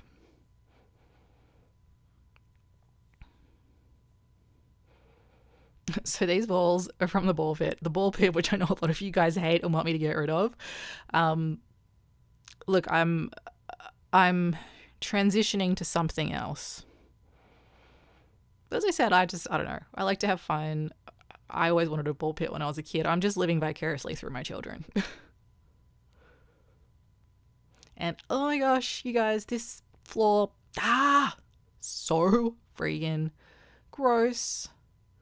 This is when I always have a chair here, and I kind of had like a little basket of toys and just sort of ignored this area of grot and mess, which is really gross, and I need to be better and not do that. I very rarely use bleach in my house. There's people in my house that are really sensitive to the smell of it. I'm a weirdo. I quite like the smell of it. It makes me feel like things are really clean. But again, this is one of these little like corners, one of these little areas that cleaning it just made me feel so good and so empowered about myself. Maybe for you guys that are just like naturally really kind of on top of your housekeeping, don't understand what I'm talking about, or it just sounds stupid to you guys. But seriously, like the feeling of scrubbing that off the ground was really good. And I was having a difficult night. Like I was not enjoying this clean. The kids were going nuts. Filming in the bathroom is really tricky because there's just not a lot of space in there. But having it done, I was like, yes, I've got it done. I did get a headache from the bleach though, because I don't use it often, so I'm not used to it. I'm not heading for the stars, driving down the boulevard at night. Playing Coldplay on repeat, watching people on the street as I go by. And it doesn't even matter to me where I go, I just feel I need to take a ride. For my viewers in the US, you guys okay? Life over there is crazy right now. We just had to stop the music and ask you guys that. Are you guys okay? Man, watching everything going on over there is just... it's a little bit stressful. I actually had a few days where I had to turn off. I really feel deeply things that happen around the world. And I feel really frustrated when I feel like I can't affect any change from things. And I actually found that I had to just turn off my social media like for a bit and just not look at what was happening around the world, because it was just putting me in a bad mood. And that's another thing I want to talk to you guys about. You know, if you are feeling like overwhelmed at the moment, stressed, depressed about the situation in the world, seriously, turn off your phone. Do not watch the news. Don't look at the news. It's not worth it. Chances are you can't do anything about something that's happening anyway. And it's just going to put you in a bad mood. Take care of your family. Take care of yourself. And, you know, when you're in a better state, just, you know, and you want to check to see what's going on, check to see what's going on. But don't be afraid to switch off from the world. You know, we weren't designed to be this integrated with what's happening in the world around us. We were only really supposed to know what was happening within our little tribe. So don't be afraid. If you're feeling overwhelmed, just switch yourself off. But I'm going to be doing some cooking. I'm going to be cooking, and I'm trying to remember what I was cooking because I filmed this quite a while ago now. We're cooking a chicken slow-cooked stew. We're going to do parsnips. We're going to do carrots. We're going to do chicken. What else am I putting in here? I'll definitely be putting onion in here. And this is really cool. My kids love to help me cook. And I've got these really cool toddler knives. If I can find the link, I'll link them below. Hopefully I'll remember. They're great. They do cut, but they don't like cut the kids somehow.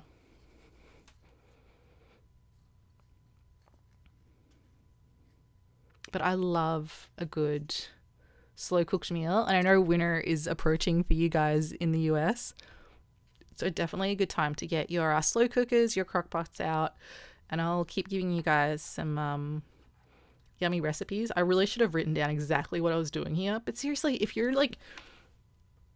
not sure what to cook, just get a load of veggies, get garlic, onion, herbs, and some stock, some meat or beans or whatever, you know, if you're vegetarian.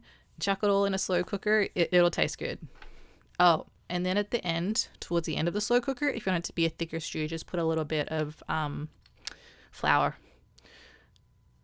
All-purpose. What do you guys call it in the States? All-purpose flour. That's what we call it. Not cake flour, not self-raising flour. Just, yeah, a bit of flour. And if you're gluten-free, put some gluten-free flour in it. But let's go ahead and, oh, Ren, I just noticed you're sad there in that shot. Let's go, oh, celery as well. Let's go ahead and take a look in a moment at some before and afters. But thank you guys so much for hanging out with me while I kind of rambled. Remember, life is short, life is now. Please take care of yourselves, take care of each other, and I'll see you in the next one. Ciao, ciao. Now my wheels in motion and my windows open with the wind blowing in my hair. I'm driving down the highway, gonna do this my way. I can feel it in the air. Here I go.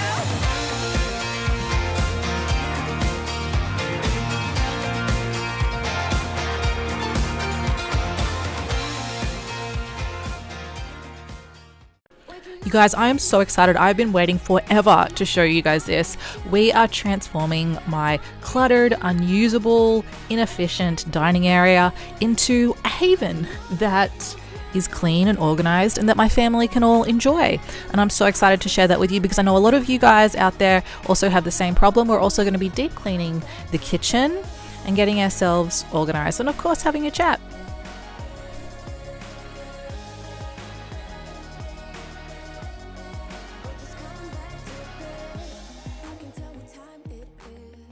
Welcome back to Ram Plus Us. It is so lovely to see you guys again. I know that I've been away for a little while. I've had a lot going on. I've been sick. Kids have been sick. Life, you know, what can you do? And if you are new here, welcome. It is so nice to finally make your acquaintance. You have stumbled across a very supportive community. Here we are all about being real, being honest, and being supportive.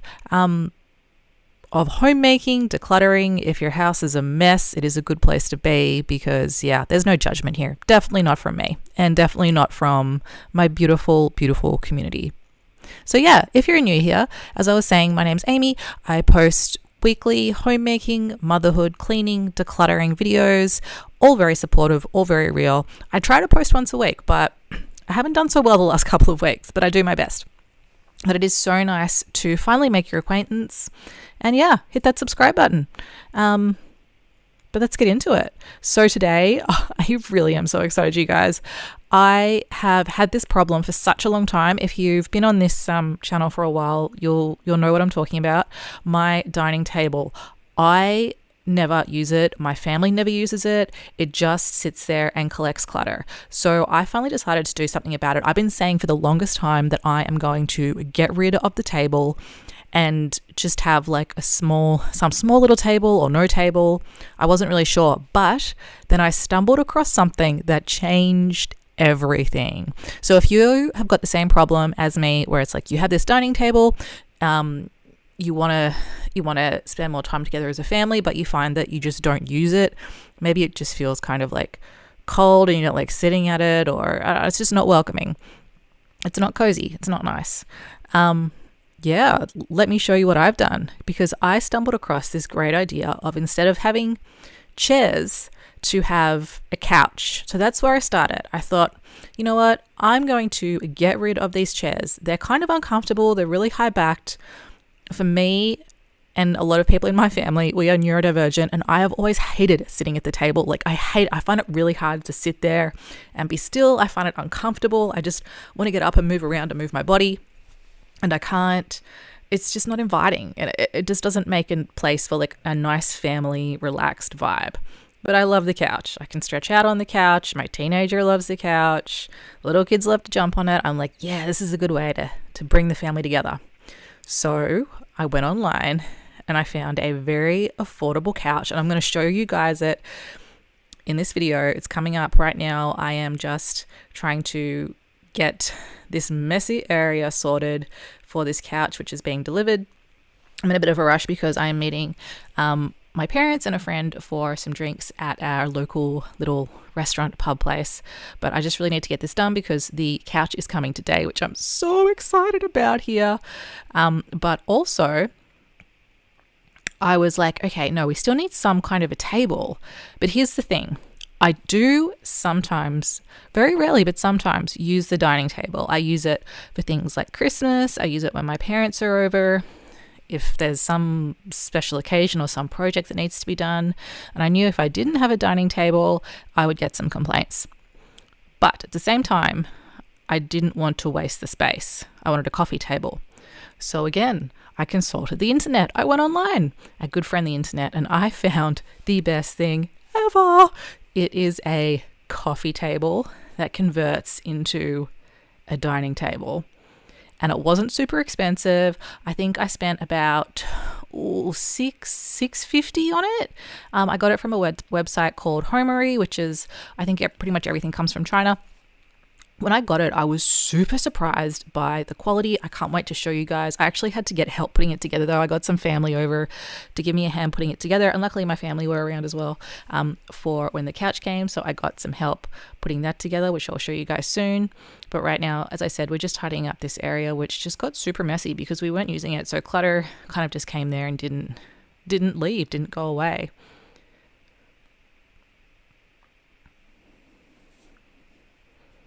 But I was really surprised, as I said, by the quality of this little table that you can see there. And yeah, it was really affordable. I got free shipping. I will leave a link down below for it. And I might get a little bit of a commission, I think, if you buy one of these things. But I'm not just like promoting it to get money. Like, it's really, really cool. I'm really pleased with it.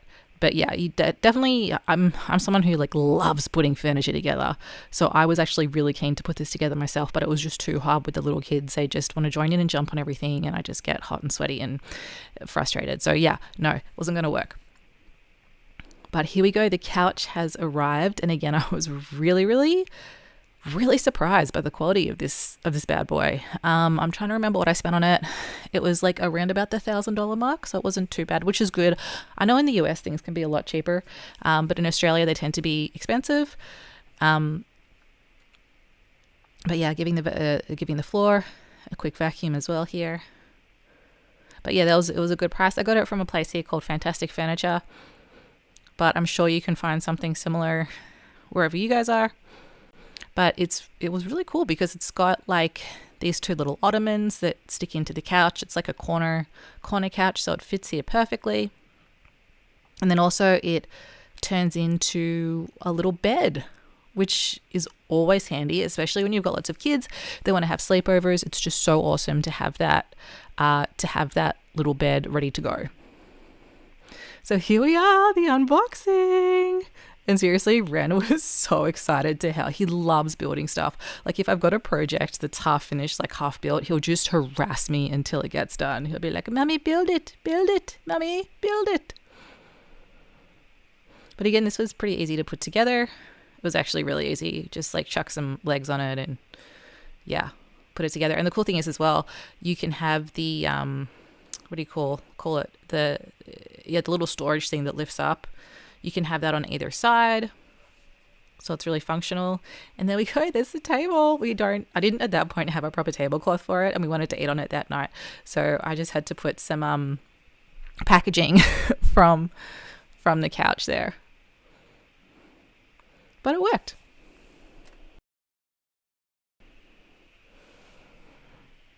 But we have used this so much. Yeah, it's nice. It's perfect for like a little nap spot as well. But I just wanted to be able to come here in the morning and have my coffee. I wanted us to be able just to have like a relaxing meal. You know, people can get up and go and move around, and the little kids can still like play and jump around.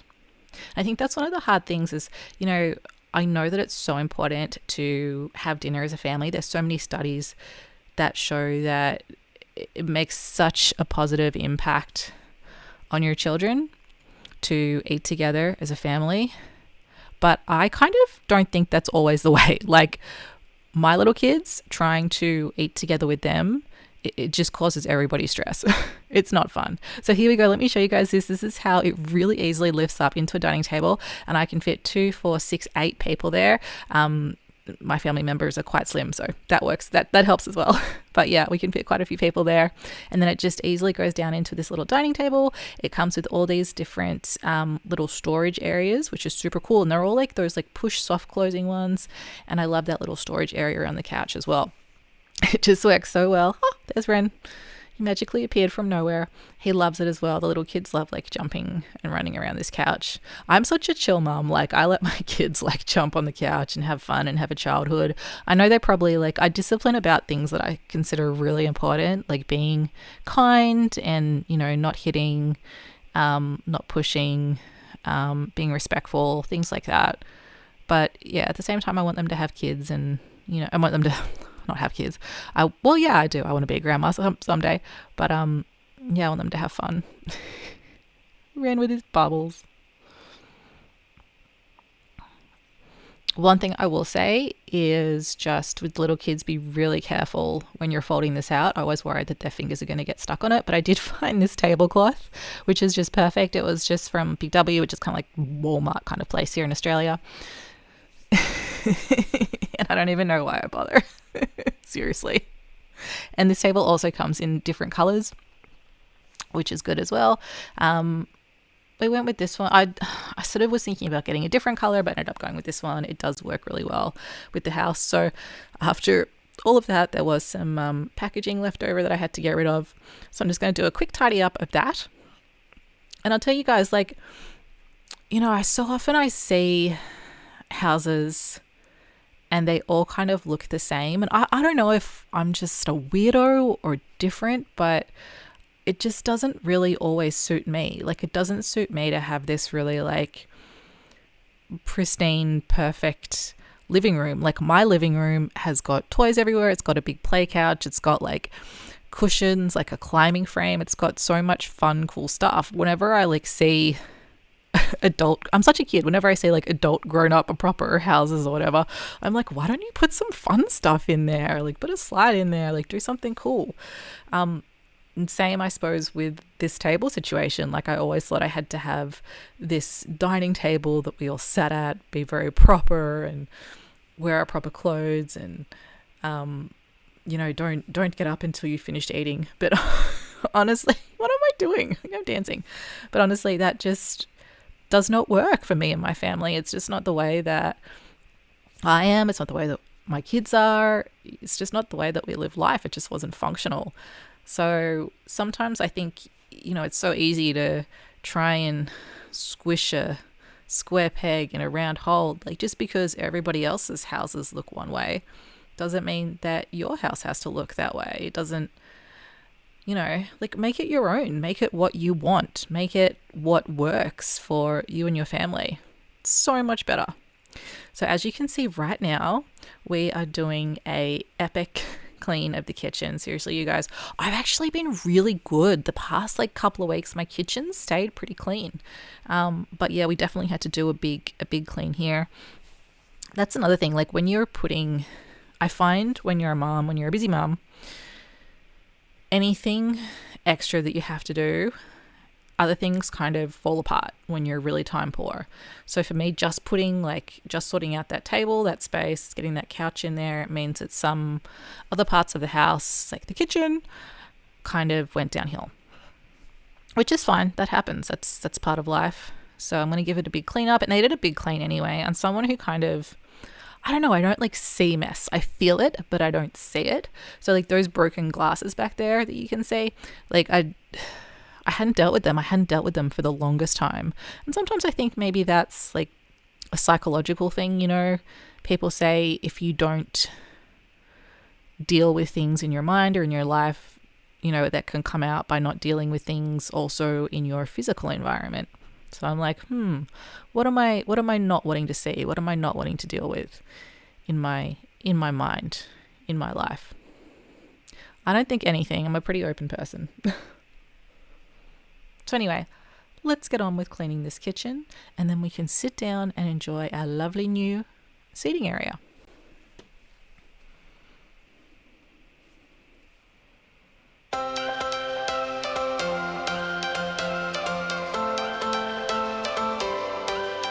Every change has a reason.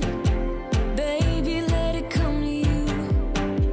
Every soul, every season lives outside of status quo.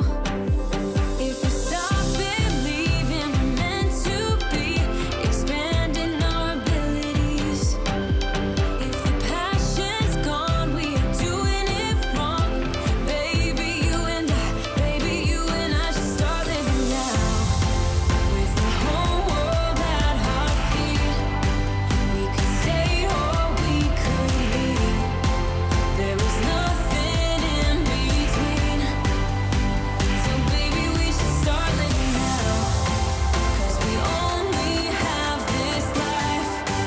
Wanna laugh and wanna cry. I don't wanna waste my time. So baby, we should start living now.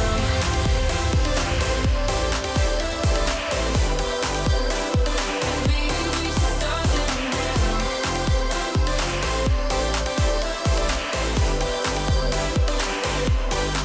We are close, can you feel it? Something is behind the clouds. We just have to believe it, that we can make the sun come out. Let us lose Let me tell you guys what ourselves in is the coming up here on Rin Plus Us, because I've got some big projects that I'm working on. And that's one of the reasons why my uploads have kind of slowed down, is some of these projects just take a bit of time.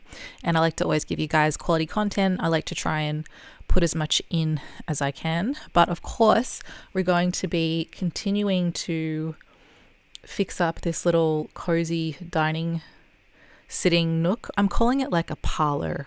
I like that name, the little parlor area. It's like the little grown-up area. The kids can have all their crazy toys over in the living room. This is a nice little parlor area. But yeah, So I'm going to sort of slowly but surely be fixing that up, doing a few things like putting some plants around here, doing some lighting. I've got a couple of pillows that I've already put on the couch, but I'm going to get like a little nice soft blanket or something like that. But the next project that I was going to tackle was going to be my bedroom, because it's really like the kids love going into my bedroom and messing it up, like throwing clothes places, jumping on the bed. Ren actually chucked a bunch of seaweed all over the bed. Like not wet seaweed, like seaweed that you can eat. Yeah, he's very much into sensory stuff. I would have never have done that when I was a kid, but Ren's just, I don't know, Ren's Ren. He likes to, if he sees something he wants to do, he's just going to go ahead and do it. It's very hard to stop him. But he's a good kid, you know. He's really nice to his sister for the most part, which is the most important thing to me. But besides the bedroom, which I want to kind of just do a bit of a revamp, like I want to give it a little bit of color and character. Kind of at the moment, I've got it as this, what do you call it? It's like it's very kind of grey. It's like woodlands, grey, wintry, which is lovely. I love it. But I don't know. I kind of just want, I really want to find some like kind of that like 70s, 80s, like colors, the oranges and the browns and the yellows. I want to put some more of that in there. I find those colors just really nostalgic. I think it's because, you know, it's funny, like when you grow up in the 80s, or wherever you grow up, unless your parents are like super get all the latest things straight away, I often find that the stuff that you actually find nostalgic isn't from like that time period. So like for me, the 80s, I'm actually finding it's stuff from like the late 70s, because, you know, my parents would have bought things quite a few years before I was born and kept them. And yeah, so it's that kind of stuff that I find kind of nostalgic. So yes, that's my plan for the bedroom. And I was going to get on with that. Oh, and also I have to redo the drawers. I've got this like secondhand chest of drawers, which is awesome. Like it's such good quality. It's beautifully built, but someone's painted it. And, you know, I don't ever want to like put down someone's artistic ability or artistic pursuits. I think art is a great thing to do, but it's not really me, the style they painted in. So I'm going to get some paint thinner, because underneath it's wood. It's beautiful. I love it. That's more what I want. But what I'm doing is turning the office that I've currently got into a little bedroom for the little kids. So I was going to do that second to the bedroom, but by some stroke of coincidence, our friends messaged saying that they were going to drop a bunk bed to us on the weekend. So I'm like, better get that room sorted so we can put this bunk up. Something else to put together and build. Awesome. So in that room, it is dead set. Like, picture the show Hoarders. It is literally a hoarder room, because so many things I've put in there that I'm like working on decluttering, like boxes of stuff. It's literally like, it's a hoarder room. To get in there, you have to like climb over stuff. It's a total pain. So I'm super psyched to get that done. I have been physically throwing a lot of stuff out from that room, and I will obviously put that in the video so you guys can see that I am actually decluttering. I know some of you guys say, no, you're just moving stuff around. I'm not, I promise. I am throwing stuff out and getting rid of stuff. But that's going to be the next video, I hope. So I've got a lot of work to do in between now and then. But yeah, if that's something that you want to check out, make sure that you hit subscribe. I'm going to be doing like a massive declutter and total transformation. I want this room just to be like the best little kids room ever. I think being an older mom and having one son who's older and two little kids, you realize how fast the childhood just goes.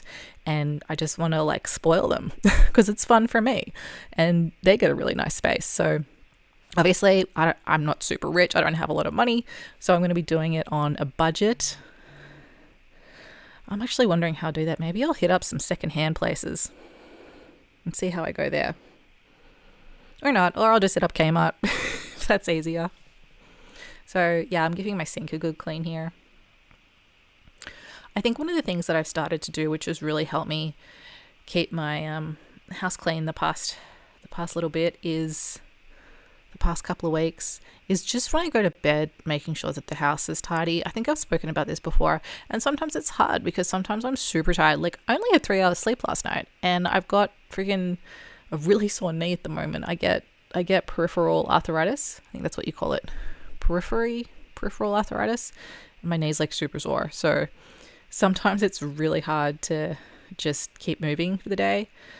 But yeah, that's kind of how I do it, because at the end of the day, if I'm trying to clean while the kids are making a mess, it's just really like, I just get exhausted and it's so demotivating.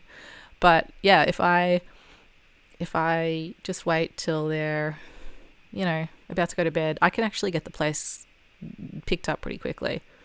And that's another good thing about this little area that we've got now, as opposed to the dining table, is because it's used so often, you sort of naturally like pick things up, and I'm proud of it. Like, it's perfect for us. I'm actually sitting in that area right now recording this. I've got my little microphone here, I've got my takeaway coffee from down the road, and I am happy as I can. I watch you as you drive. Do you know I'm looking? And I can't help but smile.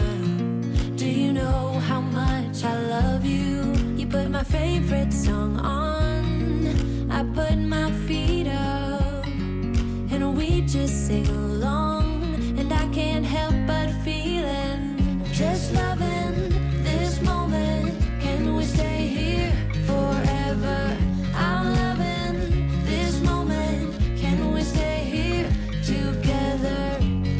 If I could stop the time, don't you know that I would? 'Cause I'm just loving this moment. Can we stay here? Just a little update on my kids. If you're a regular viewer here, you'll know that I've got 3 kids. I've got 2 boys and a little girl. I've got one 13-year-old, and my little kids are 3 and 2. I don't know why I had to stop and think. I know that. Ren's actually turning 4 very soon, tomorrow to be exact.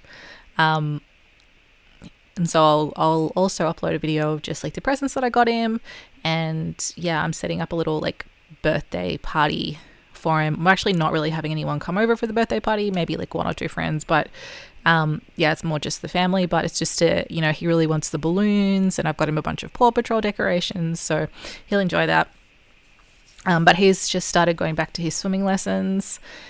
He's been asking to spend time at the pool, and now he's at the age where I don't have to get in the pool to do the lessons with him, which makes life a lot easier, because it was impossible with Harriet, my younger one, before. But she's also now going to be doing swimming lessons with me. I took Ren to a swimming lesson, and I saw all the little babies having their little lesson with their mums, and I was like, dang, Harriet would really enjoy that. So I'm back in the pool with a child again. But yeah, it's fine.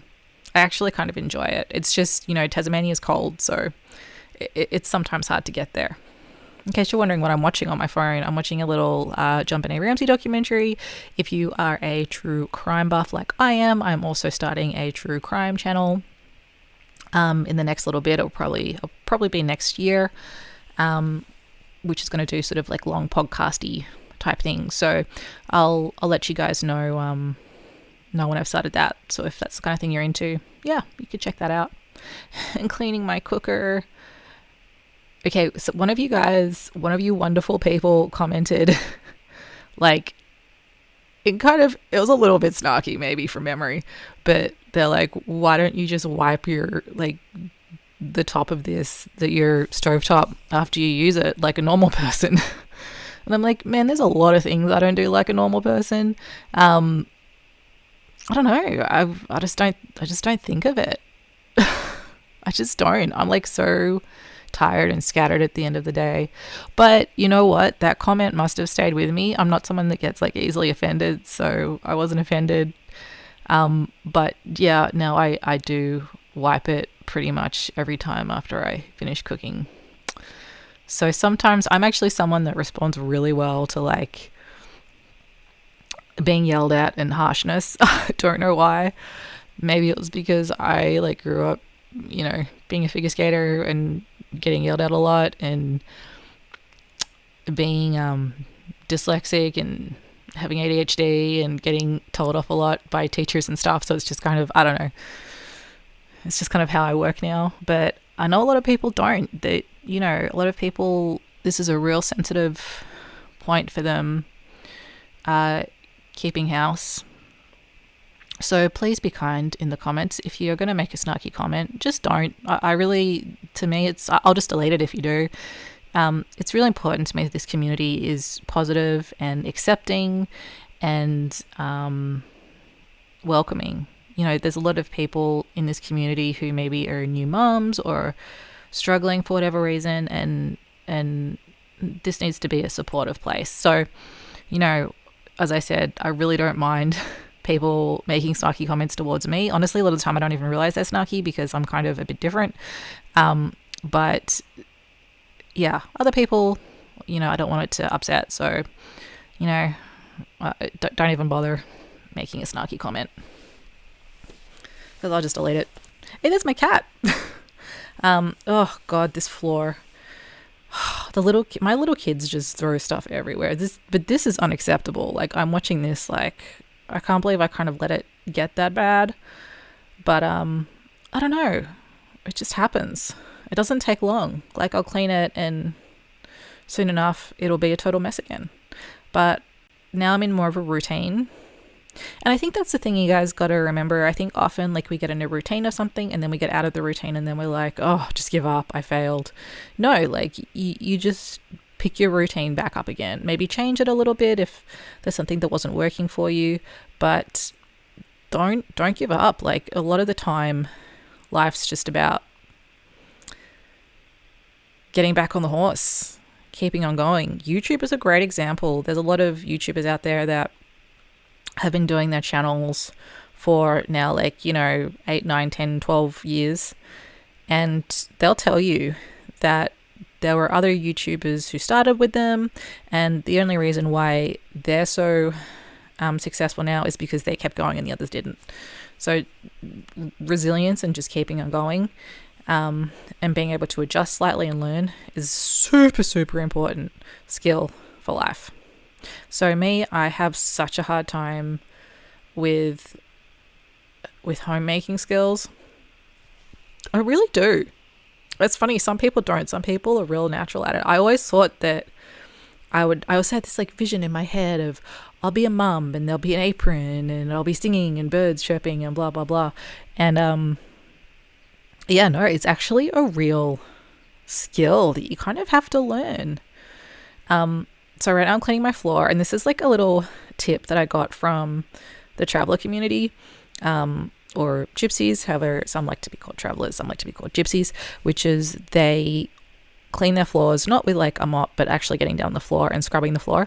And I really like this because, number one, it's a good little workout, and number two, you really do get into like all the little nooks and crannies and corners on your floor. Something quite satisfying about it. There's another thing I want to talk about. You guys, right now instead of a bucket of soap and water, I'm using an old biscuit tin filled of soap and water because the little kids stole the buckets to go play with. And I'm like, well, I could buy another one, or I could just use what I've got. It's okay just to use what you've got. You know, life doesn't have to be this perfect aesthetic perfection. You know, there's something beautiful in reusing things and being a little bit vintage. I think a lot of our like grandparents and stuff used to do that, and we don't do that so much anymore because we see people on social media with all the, you know, new things that you got to have, and, you know, everything's perfect and there's something for everything. There's a bucket for every different part of the house and whatnot. And you know, that doesn't have to be your normal.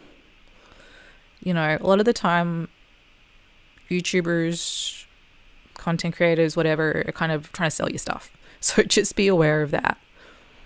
It's okay to reuse stuff and save your money. Invest your money. And as you can see, I'm just using this really cheap little Bunnings dustpan and brush to do the floor. And honestly, like I keep thinking, oh, I should buy one of those dustpans and brushes that just, you can stand up and use them, the long ones. But I'm like, no, it's actually really important for your health to move when you do, to move up and down.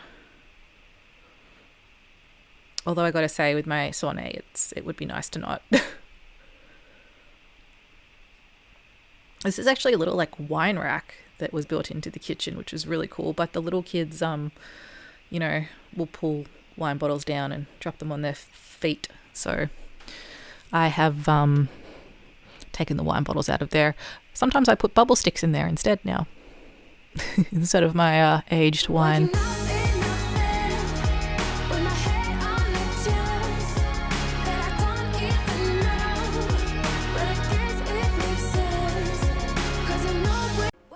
So we have put the pumpkins away and we are bringing out the jingle bells because Halloween is over and Christmas is on the way. And I'm going to give myself a pat on the back because I have been doing a toy declutter in preparation for Christmas. So when I inevitably buy my kids all the toys, I said I'm not going to buy them. And of course, when Santa shows up, we'll actually have somewhere to put them. So follow along if you want some inspiration. I'm going to be your body double today.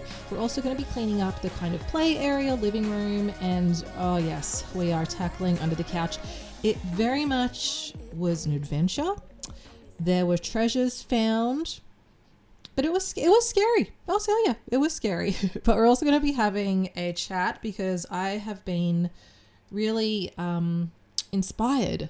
I've been inspired by a video I saw from a channel called Katarina, and she basically was talking about the problems that people have, the problems that kids can have and mums can have and stuff when the house is cluttered and kind of the negative effects. And I found it to be really motivating because so often I find I won't do something for myself, but when it's got to do with my kids, 100% I will do it.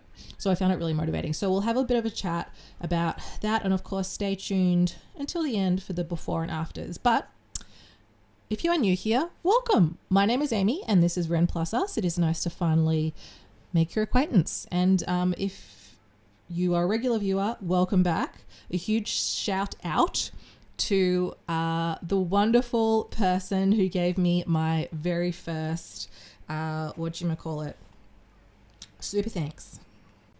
Dana Parsons, thank you so much for your 2 super thanks. I can't tell you how excited I was to get those. It really, really means the world to me. So thank you so much. Huge shout out to you. But if you are new here, let me just sort of tell you what is going on. My name's Amy. I live here in Tasmania with my 3 beautiful children. I've got a 13-year-old, I've got a 4-year-old, and I've got a 2-year-old girl. The other two older ones are boys. And basically, I am super messy and disorganized and all over the place. I'm really, really struggling at the moment with just motherhood, not in terms of like actually dealing with children. I love my kids and I love hanging out with them and I take them heaps of places, but more so just keeping house is just a real struggle for me. I never thought it would be a struggle for me. I always thought it would be just like, it's something I wouldn't even really have to think about. It would just come naturally. But I haven't found that. I found it's been really challenging. I do have ADHD. Which a lot of you guys have picked up on in the comments. But basically, I really am here to make you feel not alone. If you're going through the same thing as me and you're finding that housekeeping and organization and all those sorts of things are kind of getting on top of you and your house is just feeling overwhelming. And look, there goes Ren. Yep, this is pretty normal. And you're maybe like seeing other people online and their houses are all perfect and you're like, what is wrong with me? Well, here there is no judgment. I'm here to encourage you. I'm here to motivate you. But most importantly, I'm here to connect with you and tell you that you're not alone. It's okay. It doesn't make you a bad person to have a messy house, and it's normal to struggle with this kind of stuff. Or maybe your house isn't as bad as mine. And in that case, it's a great place to be because you'll, in this video, feeling really great about yourself because your house isn't as bad as mine. One thing I love in the comments is when you guys give me like tips and advice, and it helps so much and I take everything on board. I really do. I listen to everything. I read everything. But the other thing that really I love is when I hear you guys say like, oh my goodness, I feel just like you do. Like I feel the same as you. I'm like, oh, that's so good. Or like when you let me know that that I'm like inspiring you or motivating you, like that's just the best. But anyway, let's move on. Let's get on with some cleaning. So right now I am decluttering the toys for Christmas, and I'm like, I've kind of got the natural hoarder gene. I always say there's like two types of people. There's the chuckers and the hoarders, and it's just like where your natural baseline is, and I am a hoarder. But lately I have been improving my ability to be able to just like get rid of things. And I think as well, like when you've got so many, like these days, toys are so inexpensive compared to like groceries, say, or like electricity bills.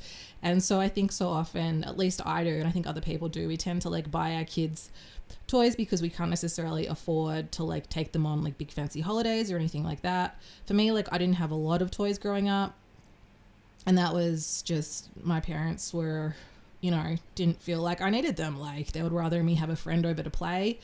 We sort of live in the country. We're a little bit remote, so we don't have access to maybe as many kind of, you know, play things or activities outside the house as other people do. So I think that's a reason as well. And also like I'm super ADHD, so I really like to just play with different things and have fun myself. I'm a bit of a child as well, so maybe I'm, you know, being a bit of a Michael Jackson and like living your childhood vicariously through my kids. I don't know. Anyway, I was going to talk to you guys about, so basically I just went on to chat like an AI thing and asked like what are the negative effects of having a messy house? Because one of the things I've actually heard is that having a messy house can be good for children to a certain extent, like not like, you know, unhygienic or anything like that, but it can be good for their brains to kind of be in a slightly more messy environment. I don't know, but that's always kind of, I think, subconsciously stopped me from keeping my house tidy. By the way, right now I'm just making lunch. I'm making some watermelon. Ren was actually like, he was so funny. He was insistent that everybody have like watermelon, and he's like taking it in bowls around to people. And we're just doing like a chicken sandwich, chicken roll type of things. So yeah, anyway, back to this. So the first one is sorry, my nose is running. I've got a cold coming on. It sucks. Do you guys get like sick all the time from your kids? I'm just always sick from the kids. Anyway, yes. Increased stress and anxiety, clutter and disorder can create a chaotic environment that may make children feel overwhelmed, anxious, or stressed. And I do think if your house is like next level, like hoarder house, like absolutely. And I think as well, like all kids are different. Like some kids are more anxious than others. Some kids get stressed more than others. I find that my kids are like more calmer and more focused when the house is neat. And I think part of that is because I'm more calm and more focused. So my kids kind of follow suit. I don't know if it's like inherently them. It's more like me leading the way on that. Difficulty concentrating. A messy space can be distracting, making it harder for children to focus on homework, reading, or other important tasks. I 100% agree with that. And I think especially if you're like got a child who's neurodiverse or just maybe doesn't have great executive functioning skills. And I gotta say this, I think like all like young teenage boys have got this poor executive functioning type of thing. So I do think that trying to teach boys how to keep their homework space neat and their bedroom neat is actually really good for their mental health and for their ability to concentrate. I have got snot, you guys, running down my face right now. It's so gross. And yeah, right now, going back to what we're doing on screen here, I'm organizing my kids' books. My little girl loves books. She loves to read. She's always going to the books and bringing them out. And I actually went to the local like charity shop to grab some new books because they're only like $1. And I found some really good ones. So that was great because basically we're not like, I've got a library membership. I've gotten lots of books from the library before, but the problem is that my kids, or at least Harriet, will get like really addicted to one specific book. And then I've got to take it back to the library and she gets upset and all that kind of jazz. So I find that actually buying books from like a secondhand shop is the way to go. And honestly, you guys, often you can find really, really good stuff there. I will say that I'm a book hoarder, and that is not going to change. I would just find it so hard to get rid of a book. And I think the reason is my dad had a really good, or has a really good book collection. And when I was a child, like a lot of different things, like not necessarily fiction, but a lot of like non-fiction, just different books about like the world, different religions, different cultures, interesting things. And I found that really, I learned a lot from that, and it like lit a lot of curiosity off in my mind about different things. And I guess now like kids more, you know, have the internet and stuff like that, but I don't know. I suppose I have that memory, and it was a really good thing for me. So I want to be able to do that for my kids, have books around. So yeah, these are the ones that we got from the secondhand store. So yeah, it was a good find. So the next one, poor sleep quality. Cluttered or cluttered bedrooms can interfere with sleep, leading to restlessness and difficulty falling asleep. This is really interesting. I find I'm the opposite. When my room's clean, like the cleaner it is, the neater it is, and the cleaner it is. I want to say clean because clean's different to neat. The neater it is, the harder I find it to fall asleep. So strange. I don't know why. I always think like maybe it's like the energy or something changes if you're into what's that thing? What's that Japanese thing? You know, with the energies of the room and stuff like that. Maybe that's it. But I guess maybe other people, you know, again, if it's like, you know, super hoarder, intense mess, then yeah, maybe that would be an issue. So the next one, lower self-esteem and confidence. Living in chaos may affect a child's sense of control and self-worth, impacting their confidence and independence. I think the independence one especially here is really, you know, a lot of these I think are more for like super, super messy hoarder houses. But definitely like the independence thing, it really does affect that because they can't, you know, if like the pantry's a mess, I'm just saying that because I'm looking at mine right now, mine's a mess, you know, it's hard for them to get their own snack. If there's like, they don't know where the jackets are, they can't get their own jacket, or, you know, they can't get their own water, whatever it is, whatever makes them feel that independence, even from a really young age, I would say, you know, when they get, you know, a little bit older, they can't go and make their own lunch. So I think it really does inhibit that independence. I think that's a really good point. Health and safety risks. Messy homes can hide hazards such as tripping hazards, mold, or pests which can pose health and safety risks for children. Absolutely. Especially in Tasmania here, we get, like, our houses get so moldy because it is really just damp and dark a lot. And houses aren't built in Australia. Like, from living in Europe, living in Finland, the apartments are built so well. Like, they're so insulated. You feel so safe and enclosed in them. And there's like these like triple, double doors, and, you know, the windows are so, you know, like so much glass in the window. Anyway, it's brilliant. In Australia, houses are kind of built like it's, I don't know. They're just not built as well. They're kind of just like clamored together without too much thought about that. It's changed. It is starting to change now, but a lot of the old houses around are still like, you know, your heating bill or your cooling bill ends up being so much money because there's just no insulation.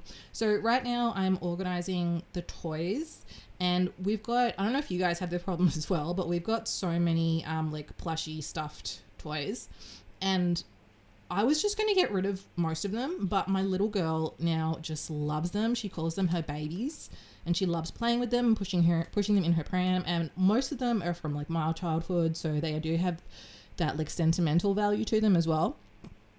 But they were just like everywhere, getting in the way. So I ended up cleaning out these 2 old laundry baskets, which I'm not using for laundry because I've got a new one now, and I've put them into like what is currently the clutter room, but will also be the playroom.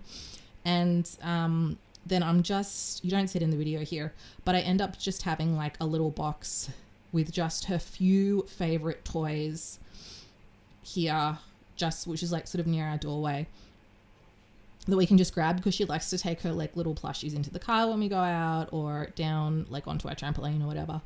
to play with. So I'll just keep a few favorites in there so we know where they are and they're just easy to grab on the way out. And that so far has worked really, really well.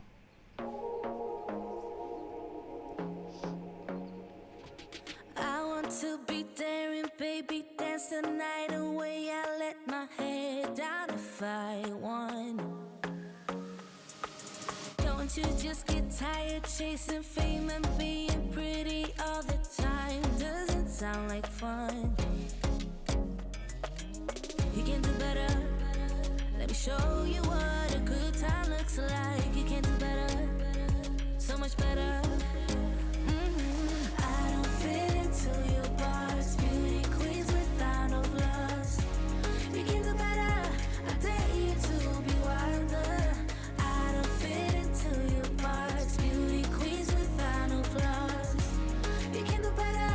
I dare you to be wilder. I want to be silly, baby, dance the night away. I'll kick my shoes off if I want. Let yourself be free and maybe you will find that there is more to life than being pretty. Honey, let's just face it. You can do better. Let me show you what a good time looks like. You can do better, so much better.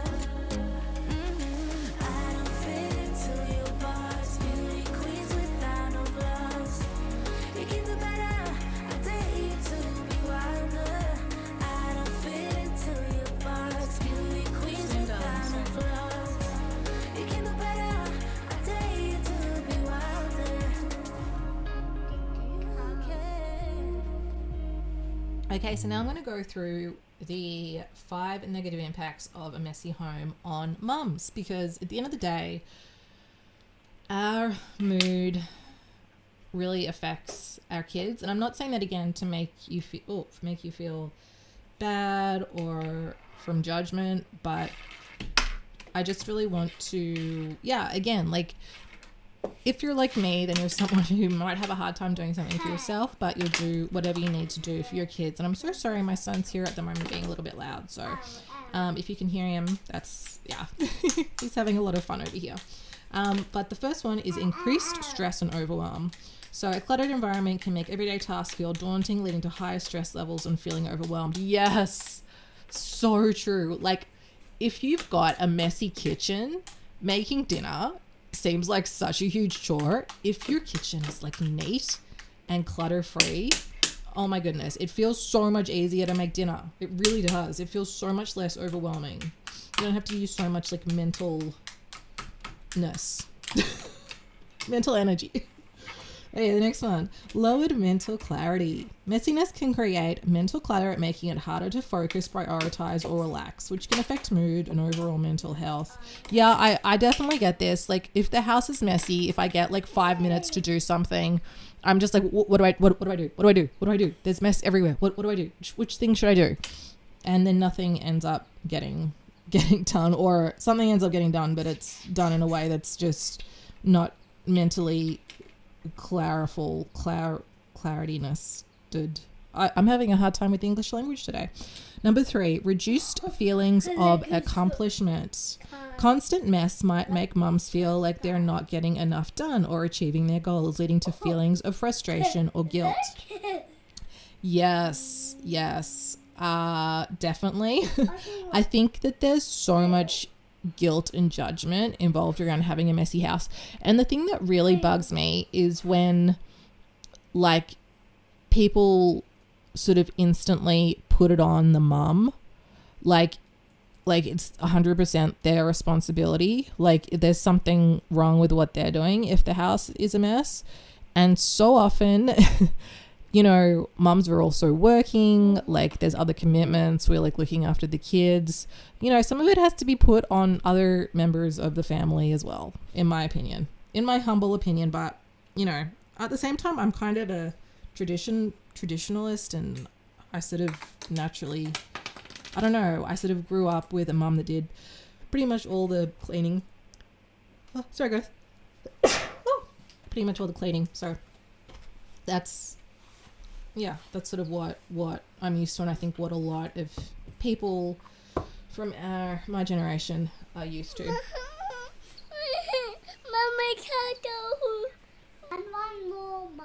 one more. Okay, darling. So the next one is decreased energy and motivation. A chaotic space can drain energy and motivation, making it harder to start or complete household chores or self-care routines. This is definitely another one that I would agree with. Hey, Ren, just be patient, mate. This is definitely another one that I would agree with. Oh my goodness, my nose. Oh, hold on.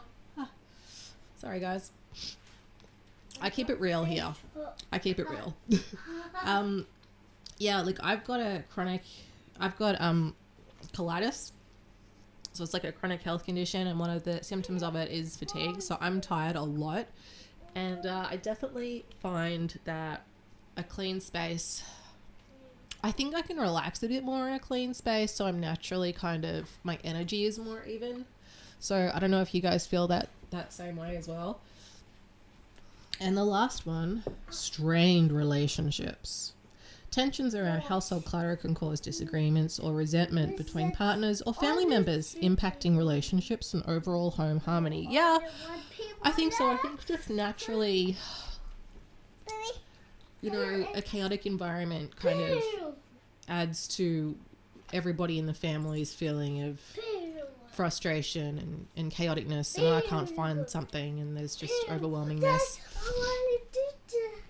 I think, one of the things that I've tried to do in the last couple of weeks is just really focus on cleaning one spot at a time and making it I don't want to say perfect, but making it feel and look nice and neat. So when my eye looks at it, it looks good. Right now I'm looking into my kitchen and it does not look like that, but it will by the end of the day. It will. So right now I'm just doing a little spot clean. My little girl, she went through a stage where she was just dropping soup and everything everywhere. Luckily she's just past that stage. After I cleaned this, she stopped. But I've had to clean this every couple of days because it's just been so bad, deep clean it.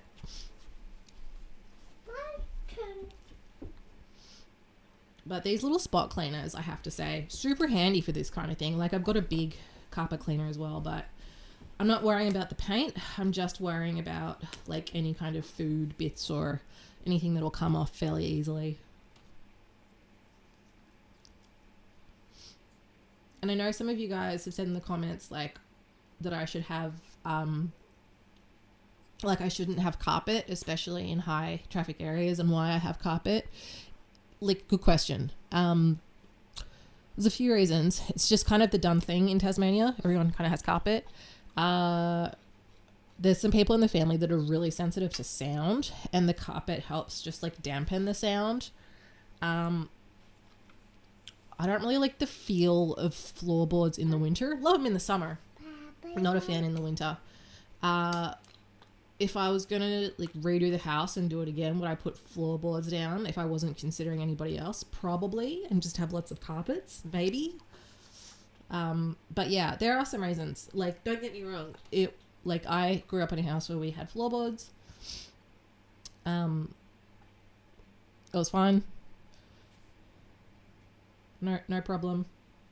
There's some good things as well to it, you can race little cars down it and stuff. Also, I get really paranoid about the kids falling and hurting themselves on a hard floor, so I feel with the carpet there's a bit more protection of that. Are you hungry, honey? What do you want to eat? Tell people what you want to eat. Chocolate? Yeah. Oh, fun. You want chocolate? Yeah. I'll tell you what. Before dinner, I'll give you one piece of chocolate. How about that? Yeah. You know what's funny, guys? The only chocolate she likes is this expensive, Whittaker's chocolate. Yeah, don't touch the microphone, though.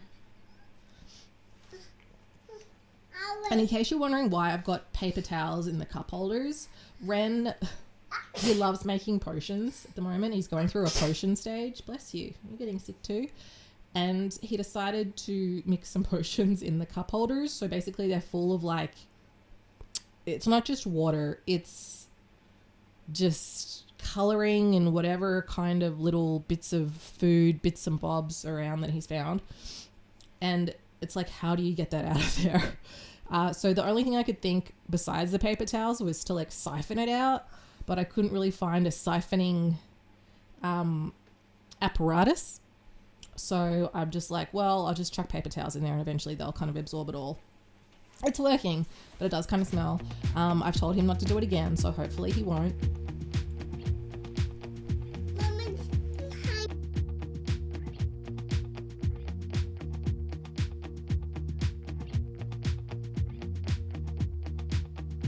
I'm not heading for the stars, driving down the boulevard at night. Playing Coldplay on repeat, watching people on the street as I go by. And it doesn't even matter to me where I go, I just feel I need to take a ride. Got my coffee cup to go, and I'm gonna hit the road tonight.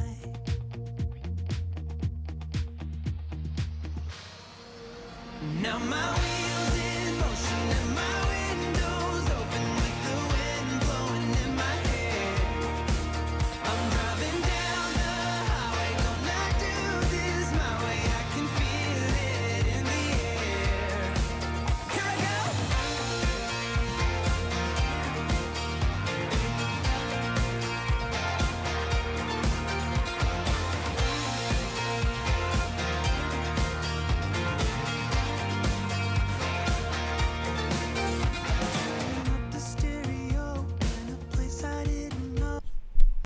So here are the beautiful before and afters. This is like my favorite part of the video, but I've given you guys an extra after because I'm showing you how happily my kids are playing with their toys in this clean environment, and that makes me so happy. Like, they're a lot more focused, they're a lot calmer because they've got this lovely space to play in. So there you go. That was my inspiration, and I got what I wanted for them at the end of the day. So I hope this video just, I hope you feel good. I always want people to feel good at the end of videos, not like they're not doing well enough in life. But remember, guys, life is short, life is now. Oh my god, you guys, I have got one heck of an episode for you today. It is jam-packed to the brim, bursting at the seams, full of cleaning, decluttering, and more importantly, I have got a story to tell you. A story that is very unexpected and involves some heartbreak and some massive reflection and life changes. So let's get into it. Waking up in the bed with my head on the chest that I don't even know, but I guess it makes sense 'cause I know. Welcome back to Ren Plus Us. If you are new here, it is nice to finally make your acquaintance. My name is Amy. I live here in the Tasmanian countryside with my 3 children. My eldest is a boy who's 13. His name's Johnny. My middle child is Ren. He's a little boy. He is 4 years old and full of spice. My daughter is 2.5 and her name's Harriet. She's the cutest thing ever. And I tell you what, you have stumbled across a channel which is pretty different. It is dedicated to real life. It's dedicated to being honest about cleaning, decluttering, motherhood. So if that's your kind of thing, feel free to hit subscribe, but no pressure if you don't want to. I get it. You don't have to, but if you do, it would make me really happy and it would help support the channel. So as I said in the intro, it is a very jam-packed episode. And I am going to get into why it's been quite a while since I've posted. A lot happened in this time period that was really, really unexpected. And by the way, that spider there, if you live in Australia, you know what I mean. It looks very realistic when you just sort of stumble upon it in the dark. It's just from Halloween. But yeah, so I had everything planned out. I was going to put on, my plan was to put on the best Christmas for my parents and my little boy specifically. I mean, all my kids, but my little boy specifically because Ren is obsessed with holidays. Like, I mean, okay, for example, Halloween. He was talking for months before Halloween about Halloween. He calls it Pumpkin Day, and he's kind of he's a lot more scared of scary things than my oldest son, who just could watch anything when he was young. But Ren's more nervous about stuff, but he was still so excited for Pumpkin Day.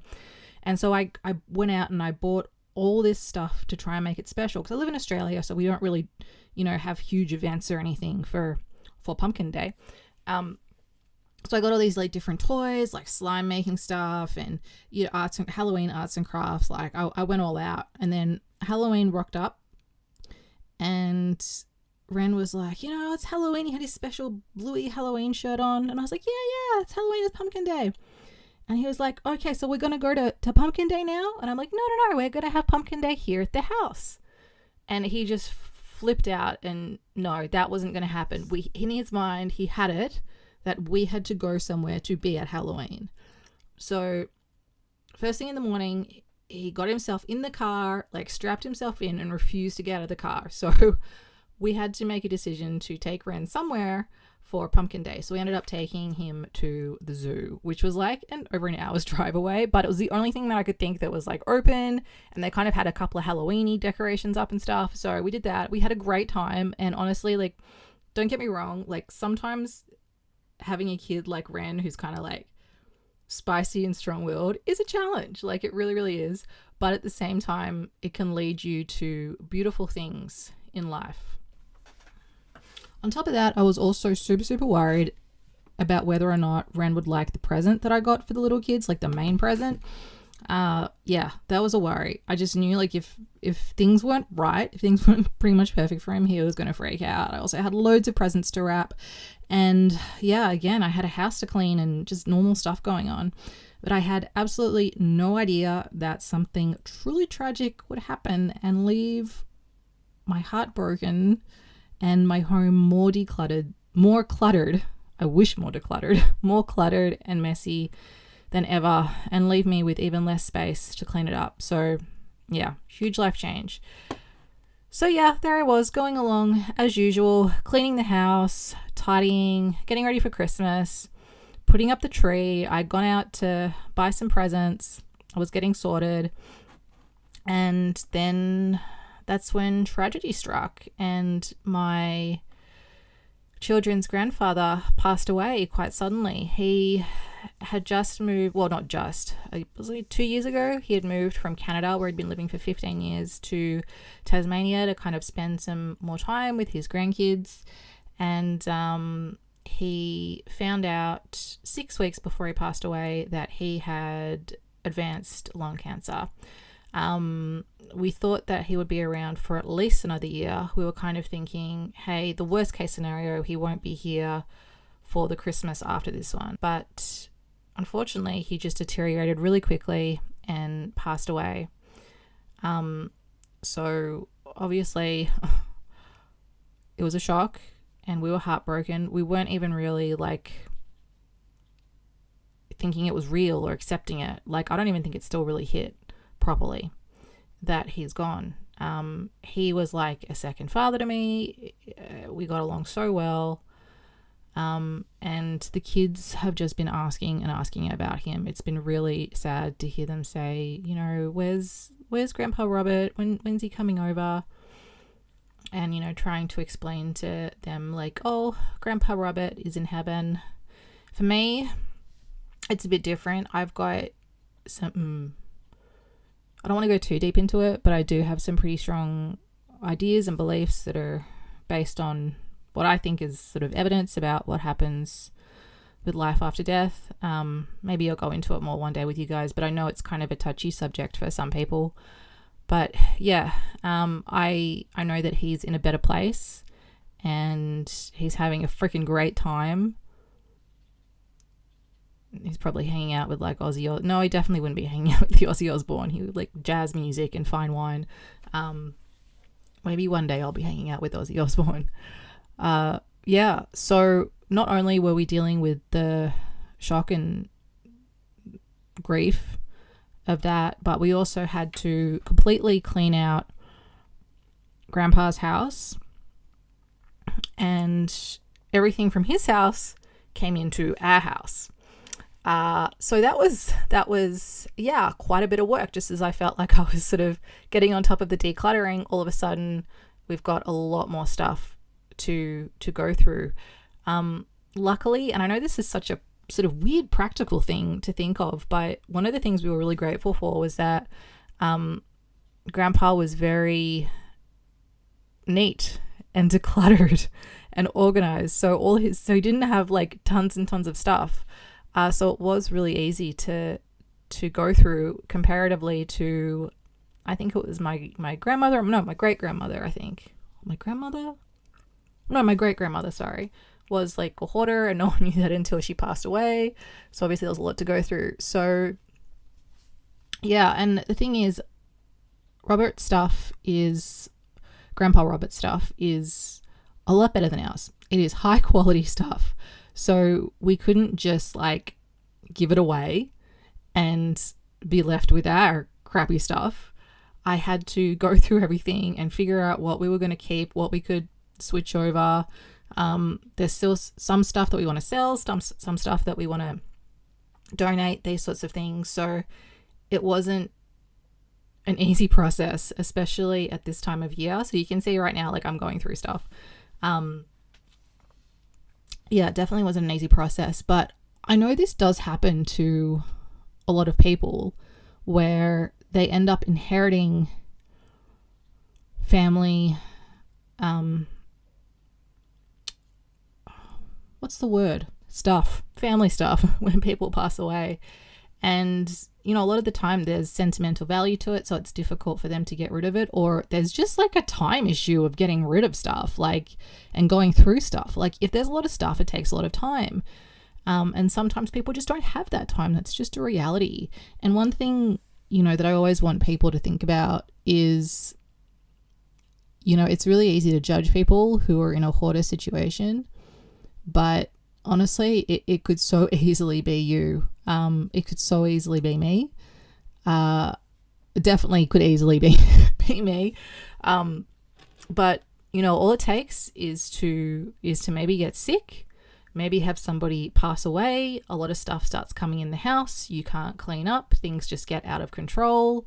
You're embarrassed to ask for help. Like it happens so easily. And I just think, you know, compassion and understanding and offering help where you can. And yeah, sometimes there are issues, mental health issues involved. And I think, you know, when it comes down to it, even if someone is just too lazy to clean up, they've obviously got some issue, some problem that's making them lazy. Like there's something going on there. I feel like everyone does the best with what they have at any given moment. I know I've said that like a million times on this channel, so sorry if I'm repeating myself, but it's just something that I kind of grew up with. And to be honest, sometimes I don't know if it's true. You know, it's really hard to think of like really evil people in the world. Just, you know, I know it's really hard to think of anyone right now. Really hard. But just imagine, you know, a really evil person in the world who's causing upset to a lot of people. And imagine, you know, and trying to imagine that they, in their head, are doing the best that they know how. But it's true. I mean, it makes it difficult to judge people, which sucks because it's much easier and much more fun to judge people. Heck, I hope if you're watching this and your house is cleaner than mine, I hope you're judging me if it makes you feel better. Honestly, like really, you know, that's why I'm here. I want to show you guys like my normal kind of what I consider to be normal messy house. Like I'm raising 3 kids. I'm busy here. I'm trying to work. I'm trying to finish school. I'm doing the best I can with what I got. And sometimes it ain't perfect. Sometimes it ain't even good. Sometimes it ain't pretty, but it's the best I got.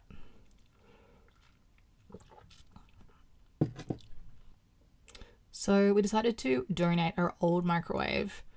Now we've got this nice new one from Grandpa Robert, who's up in heaven.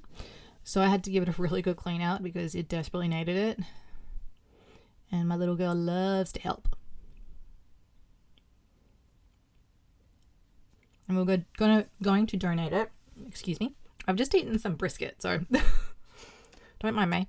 We're going to donate it to, we've got like a cat charity shop. So we thought, well, we got a couple of cats, we'll donate it. By the way, my kids have been harassing me so much lately for a dog. I grew up as a dog person. I love dogs. I was never a cat person. Being a cat person was something that was forced upon me and chosen for me. I do love my cats. And part of me knows that having a dog is, I mean, I know, like, I grew up with a dog, so I know that having a dog is a lot of work. And then one day the dog passes away and everyone's sad. And, but, you know, I also know that they bring a lot to a family. Like, you get out more. It really teaches the kids about compassion. And I'm going to end up with a dog. I'm thinking about a golden doodle. I am. I'm thinking about a golden doodle. Grew up with a golden retriever, Prince. He was great. He was just real big, though, and a little bit snippy because he wasn't snipped. But I feel like a golden doodle would be a good little compromise. And seriously, how can you say no to my little kids? They're just so cute. I know everyone thinks that their kids are cute, but mine are so cute. But if anyone has gone through this situation where it has been forced... What happened? Oh, are you serious? Oh, no, it's still recording. Sorry, my laptop turned off. I was like, what? But it's still recording. If anyone's been through a situation where you have been left with things after someone's passed away,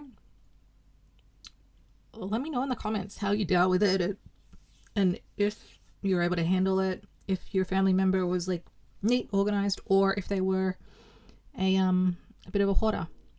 It's really opened my eyes, you know. If I pass, well, when I pass away, but if I pass away soon, you know, when I pass away, I don't want my kids to be burdened with a lot of clutter.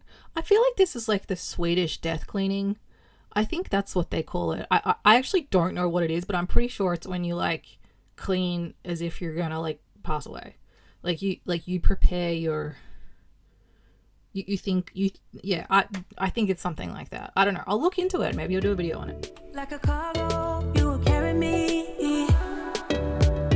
I just hope you know my depth, even though it makes no sense. I feel like the Nordic people always do things. They always just do things well. We need to just, you know, mirror our countries off of them. I used to live in Finland, and man, everything ran real smoothly. It was a good experience. It really was. Not everything's perfect, but it impressed me.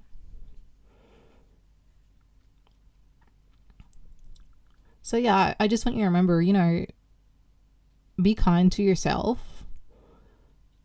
Definitely don't put yourself in a situation where you've got this like learned helplessness, where you feel like you can't achieve things, where you feel like you're stuck and you've sort of taught yourself how to be hopeless.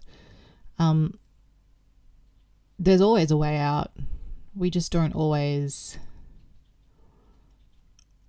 know how to get there. Sometimes it takes some outside help. Sometimes it takes them watching some YouTube videos. Sometimes it takes time. But yeah, it's life is tough, man. Life is tough. And you know what? My life compared to other people's life is really easy. I've got a house. I have got food. My country presently is not in a war. I've got healthy children. Yeah, I'm living the dream.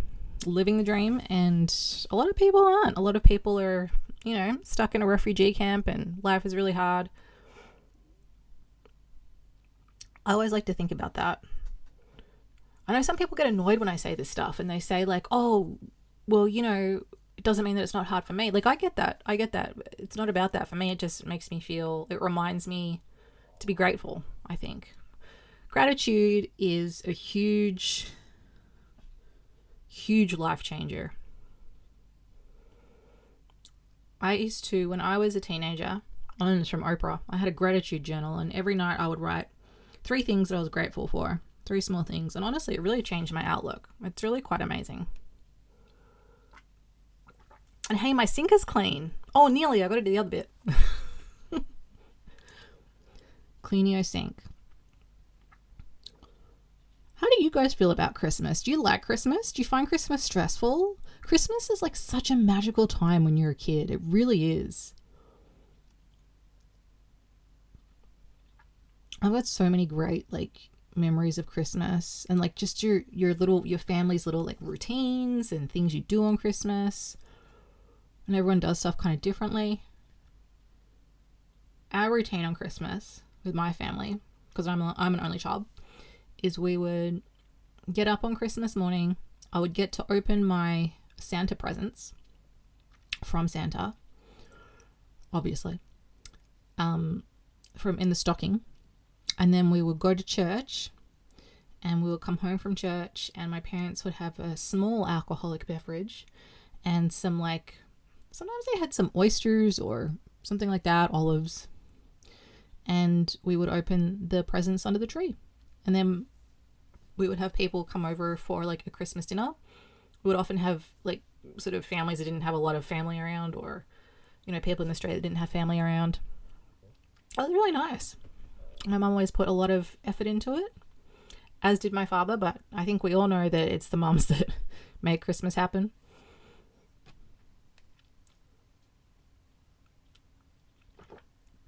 Do you guys have any cool family traditions? And now we do things a little bit different in our family. We don't go to church on Christmas Day. Nothing against church at all. Oh, okay. So just as I was getting on top of things, as you can see, the kitchen was clean. Suddenly a literal truckload, moving truckload of stuff arrived at the house. So I pretty much had to start over. There was a lot of kitchen stuff. And as you can see, there's wrapping paper there. I still had to wrap presents and get that done.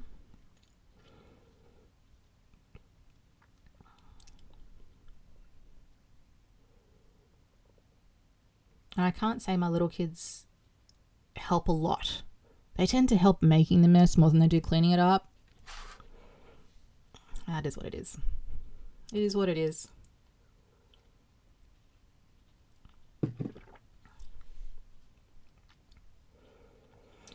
But yeah, it's definitely made me think after my kid's grandpa passed away that, you know, life is short, and he was really healthy. He was fine. He was great. He was very young at heart. And then he was gone. And it's really made me realize the importance of not waiting, just doing what you want to do. So I booked a holiday.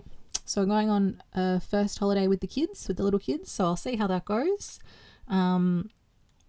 If you never see me again after middle of the year, it did not go well. I lost my mind. But no, I'm really looking forward to it.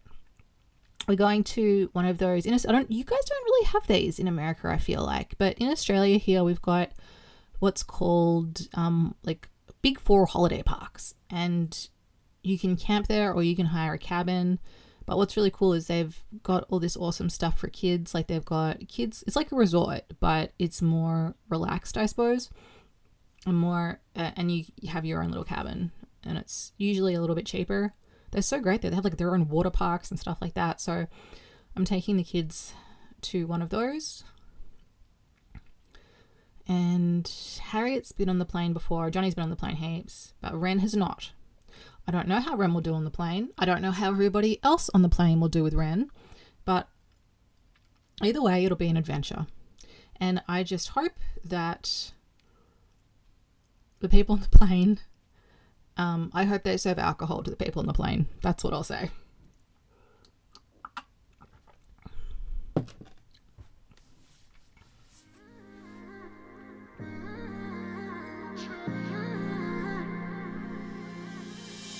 You were my best friend. Didn't care about the rules, good on the weekends. I'll be in fools, drifting to deep space. So brave and so stupid, just like the movies. I was gonna stay in the fight with you, just thinking we would do this until we couldn't do it. Each and every high, every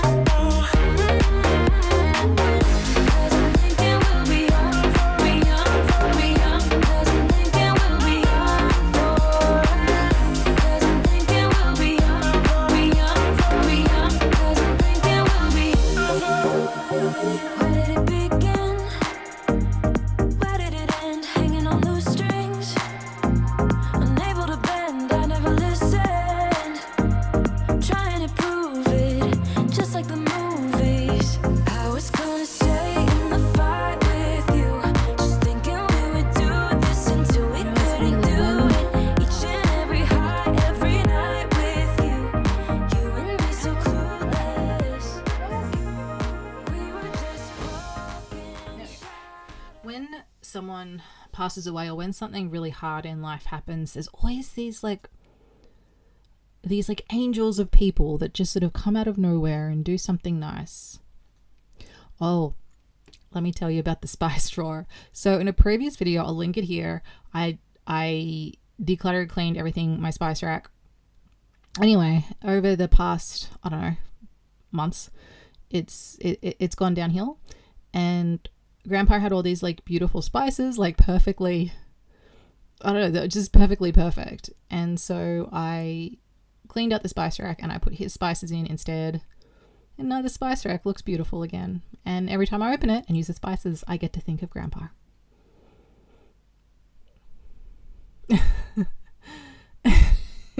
Harry's little hand. Oh my God, that's so cute. But yeah, like that, I feel like there's always this like beauty even in the worst of time, like in the absolute worst of times. And I don't mean that to come across as,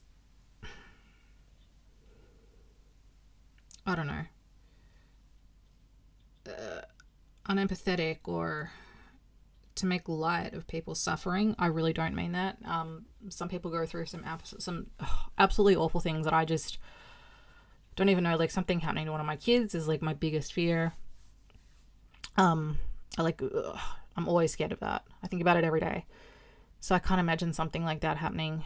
And I find that in those instances, there's these people that kind of appear out of nowhere that just do these little gestures and little things that make life better somehow, or make you feel human. It's just these things that you need, just suddenly people appear. I don't know, it's really amazing. I love paying attention to that. I think sometimes people don't pay attention to that. I think sometimes people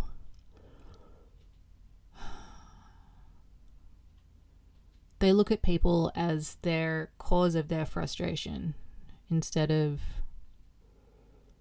their ability to, I don't know, fix the situation. But at the same time, I also think that going through trauma or some horrible event, it kind of like opens your heart in this strange way to people and things and ideas. And sure, it would be better if the bad event never happened, but I think sometimes, I don't know. I don't want to get too deep on it because I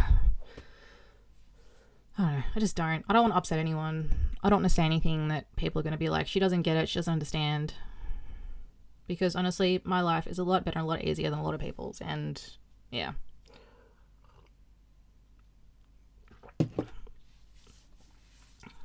I don't always know what to say, but I know when I should shut my mouth. But anyway, in my situation, you know, we were going in to see Grandpa. We had no idea that he was like just about to pass away. We knew it wasn't good, but we had no idea. And just as we got in, he really deteriorated and just went downhill super fast. And we knew he was like, had, you know, minutes sort of left. But, you know, I had little kids with me and they don't care about these things. They're just going to act like little kids. So of course we're there in the hospice, and my kids are like chasing each other around and yelling and screaming and laughing and pulling their shoes off, and I'm trying to wrangle them, and just chaos. I'm apologizing to everyone, but everyone's like, no, it's fine. Like they definitely brought some joy to some people, I think. So there's that. But this wonderful, I'm not sure if it was a hospice nurse or what was he? He worked there. And I was trying to wrangle the 3 kids, or the 2 kids, I should say, the 2 little kids, but also trying to, like, you know, say goodbye to Grandpa. And it just wasn't happening. They were just going nuts. They were tired. They were, you know how kids get. End of the day, they're in a new place. It was all exciting. And yeah, this hospice nurse came over with 3 little ice creams and was like, oh, would your kids like some ice cream? And I was just like, you are my savior right now. And so they sat down and ate their ice cream, and it just gave me a minute to breathe. It contained them. It gave them their little bit of food that they obviously needed. It was just like such a small gesture that was just the perfect time. That was needed. That was so needed. So, you know, if you are one of those people that likes to do these little gestures, thank you. People like me appreciate it. We really do in these times. And I've had this a lot. I feel like, you know, as much as sometimes when you're out with your kids, you get people judging you. Well, you think they are. You don't know what they're thinking, but they're looking at you as if they're judging you or as if your children are annoying. You also get these like wonderful people that just offer their help. And I'm usually very quick to decline help. It's an only child thing. We're very independent. It's very strange. So this is a tip that we got because we had to take everything out of the shed so we could fit grandpa's stuff in that we're going to sell or give to other family members or whatever. So I did find some stuff. I found my senior little pin from high school. Very exciting. I found this ring from Night Before Christmas, and I found a Twilight ball. Gotta love the Twilight ball. So finally we managed to get everything as sorted as we could. Yes, there's still some stuff which isn't sorted, but we got the tip taken away and we got grandpa's stuff put away. We've still got a few things around the place, but most of the stuff is sorted now. And I still had to finish getting ready, basically start over getting ready for Christmas for like the third time. The third time, 3 getting ready for Christmases. And, you know, obviously it wasn't going to be the same without grandpa there. But when you have kids, Christmas is about them, you know. It doesn't matter what's going on in your life. You make it magical for them as much as you possibly can. And by the way, I'm cleaning the bathroom with bleach. And I don't usually clean the bathroom with bleach. I've gotten used to the smell. I don't even really smell it that much anymore. But sometimes I just feel like I feel like it cleans really well. I feel like everything is so clean after I've cleaned with bleach. I don't do it often because I don't think it's hugely healthy. I don't know the science of it.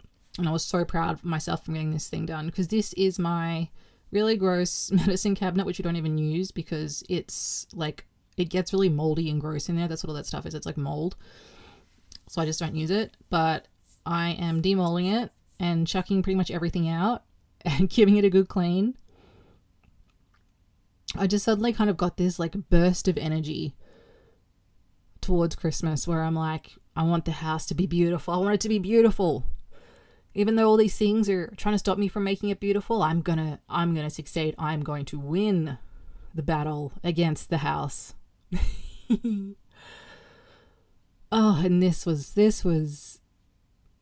felt good. Getting this done. You know when you get something done that's just you've been putting off, and I feel like a lot of that has come through since we lost grandpa. Like all these things that I've been putting off, including making this video, that I'm like all of a sudden like, no, I'm not putting it off. I'm doing that. The other thing is my health. Here we go, just decluttering some more stuff. Yeah. Putting stuff away. I've really been putting off my health, and it's largely because I've got these like little humans that don't let me exercise, but I've just started to do keto, and I've done it before and it's worked really well. So I'm a little bit over, I'm just a touch overweight. And I'd like to get that sorted. So I've started doing keto and it's been absolutely amazing. I've had problems with diabetes issues. Like I had diabetes when I had both my youngest kids, and my mum's got diabetes, and I've always known there's this like blood sugar issue with me. You feel it, you know it. And I would always get really grumpy when I was a kid if I hadn't eaten. Ren's the same actually, like extra grumpy, and like I just cannot function at all. I get such bad brain fog. I feel so unwell. I get dizzy and stuff if I'm not eating like really regularly.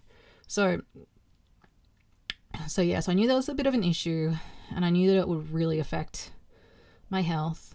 So I decided to do this diet just to basically try and help my blood sugar and to lose a little bit of weight. And I'll tell you what, I feel like the first, I would say 5 days on it was really hard.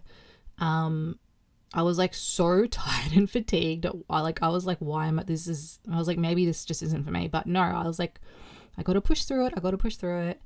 And yeah, I feel great now. Not only do I feel healthier, but like mentally, I feel a lot quicker. And I also notice when I'm not quick mentally, which is interesting. Like I'm noticing more when I forget the name of something, which happens a lot, or when I forget what I'm doing, which also happens a lot.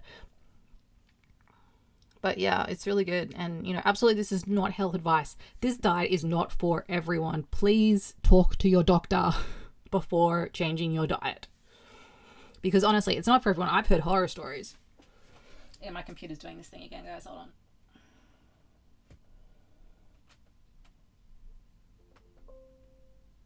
The thing I love about keto the most, I think, is like you feel full on it. You get to eat really yummy like stuff once your body kind of, you know, gets used to not having the sugar. And sugar is such a evilly addictive substance. Once your body gets used to that and you get to like make all these yummy kind of creamy things, it's great. It's wonderful. And yeah, absolutely, like as time goes on, I'll probably have less of those and more healthier fats. Unfortunately, I'm not a fish person. I really don't like fish. I can handle tuna. I can maybe handle a little bit of smoked salmon, although we've got some issues with salmon here in Tasmania. It's a long story. You can look it up. I'm not a big fan of the salmon industry here. So I can't really eat that anyway. So it's pretty much just the tuna. I've tried sardines. I managed to get through half a pack of sardines and I was so proud of myself. But yeah, I'm like, no, this isn't sustainable. And I think that's one of the big things. Like, if you start keto, make sure that you're eating stuff that you enjoy, because your taste buds will change and you'll find that once the sort of sugar goes and everything, things start to taste different, things start to smell different, things start to look different, everything changes. It's quite amazing.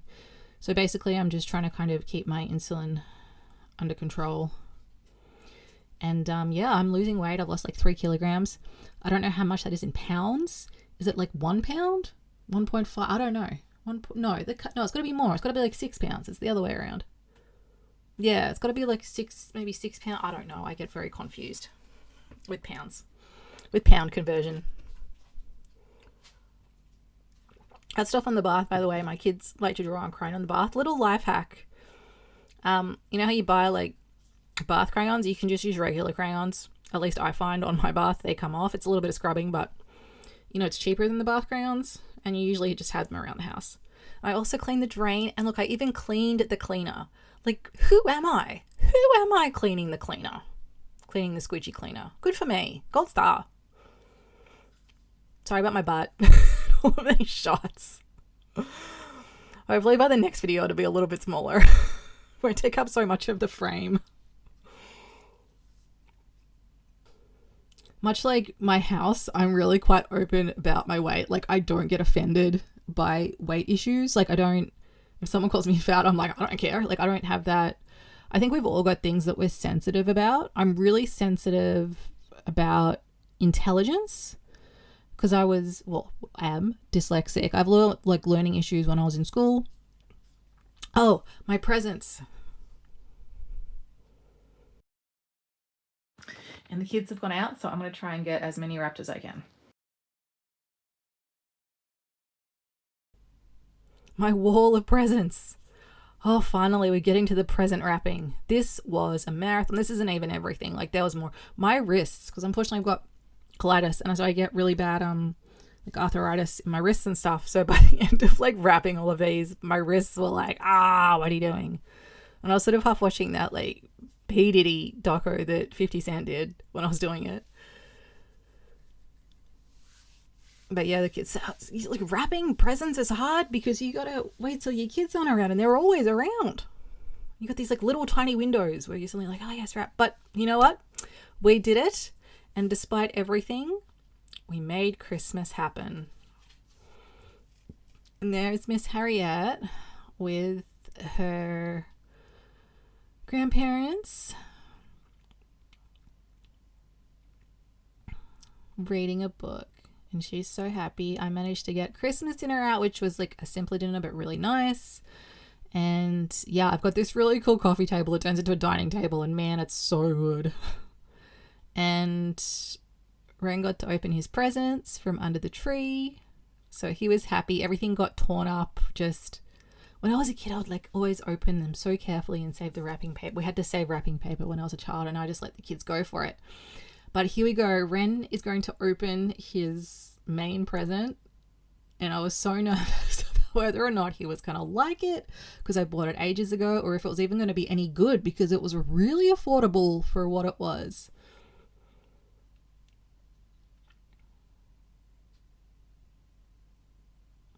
And yes, I got him this bouncy castle with a slide and a pool. And a blower. It was smaller than like some of the other ones, but I just thought, especially for Harriet, I didn't want her like climbing up a big slide and falling down. So I thought I'll start them with this and then see how we go. But yes, he was happy. He was very happy. And I am also proud of myself for managing to keep that giant box hidden for like 4 months while we waited for Christmas. And it's so funny, like, there's so much work that goes into Christmas and then it's over so fast. But you know what? This Christmas, I actually managed to kind of keep the house under control. And here they are enjoying their jumpy and their pool in the freezing cold Tasmanian summer. We had a couple of hot days. But thank you guys so much for being here with me and listening to my story. I hope... Oh, I forgot about that picture. Who put that there? I don't like wearing dresses. Anyway, I can stay up there for a minute. Look at my face. I'm so grumpy. I don't like wearing dresses. I feel like I'm looking for my shape in that dress. Yeah, I'm more of like a shorts and t-shirt gal. Not long, flowy dress. I'm trying to be more feminine, okay, people? I'm trying to be more feminine. Give me that. I look like I'm about to punch you in the face, but at least my dress is feminine. So, thank you guys so much for being with me. I'm sorry this was a bit more of a heavy one. My heart goes out if you've been in the same situation as we have, or if you've lost someone this Christmas, or you've been through a hard time. I pray and wish for the best for you for the new year, and reach out. This is a really supportive community. In fact, if anyone says anything negative, I just like, not negative, but you know, if anyone says anything that I feel like isn't cohesive to the community, I better hurry up with what I'm saying because this photo is still up here.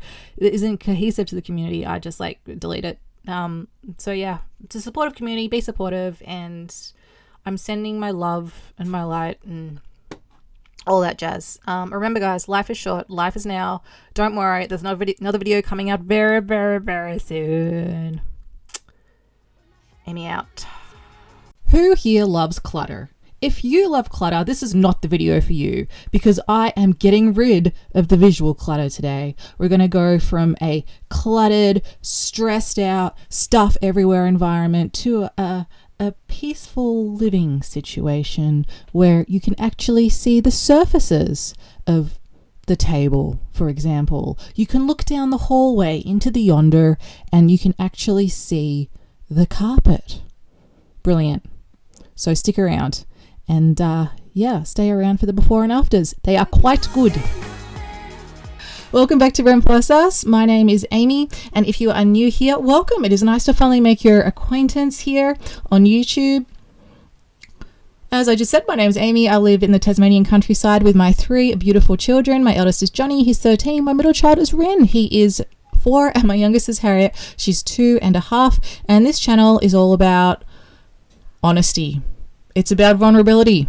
It's about body doubling.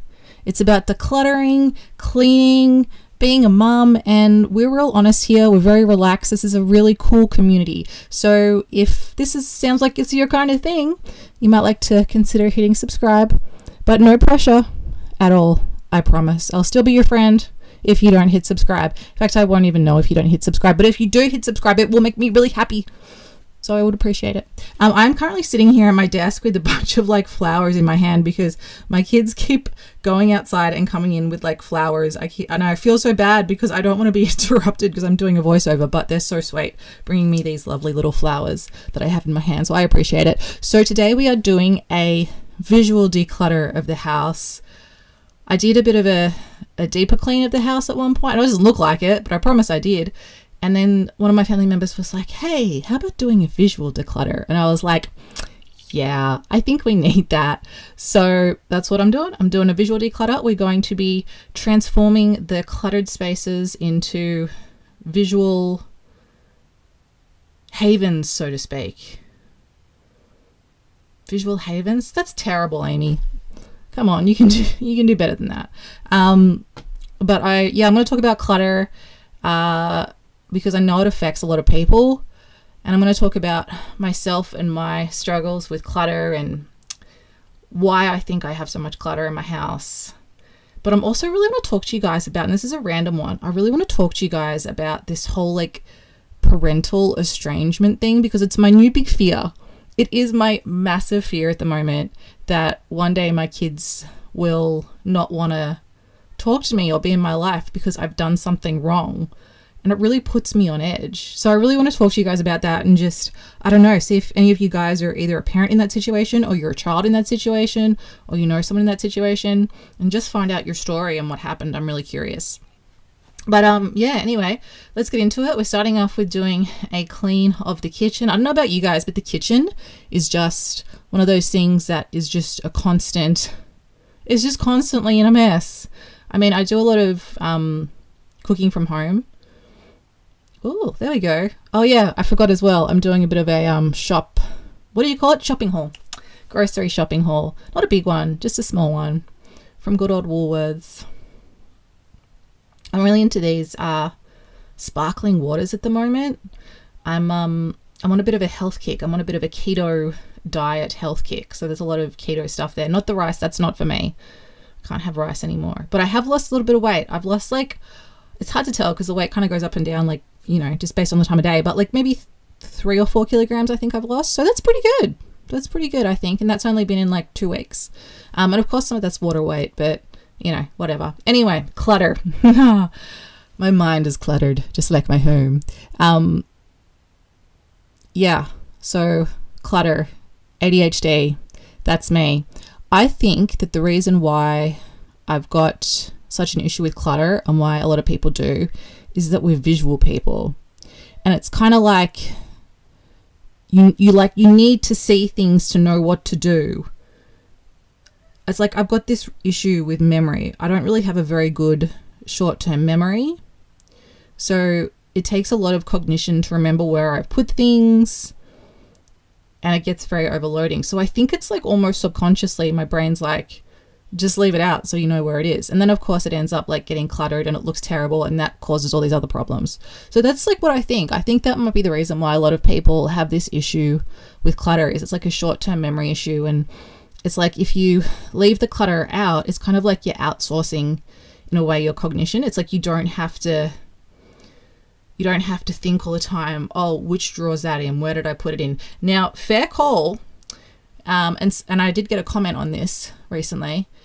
Like having a place for everything would stop that. And like having labels on things would stop that, admittedly. So maybe I need to do that. Maybe I need to start organizing my space a bit more. But at the same time, I just feel so overwhelmed with that process. I'm like, especially when you have little kids and there's a lot of toys, a lot of little bits of toys and things around.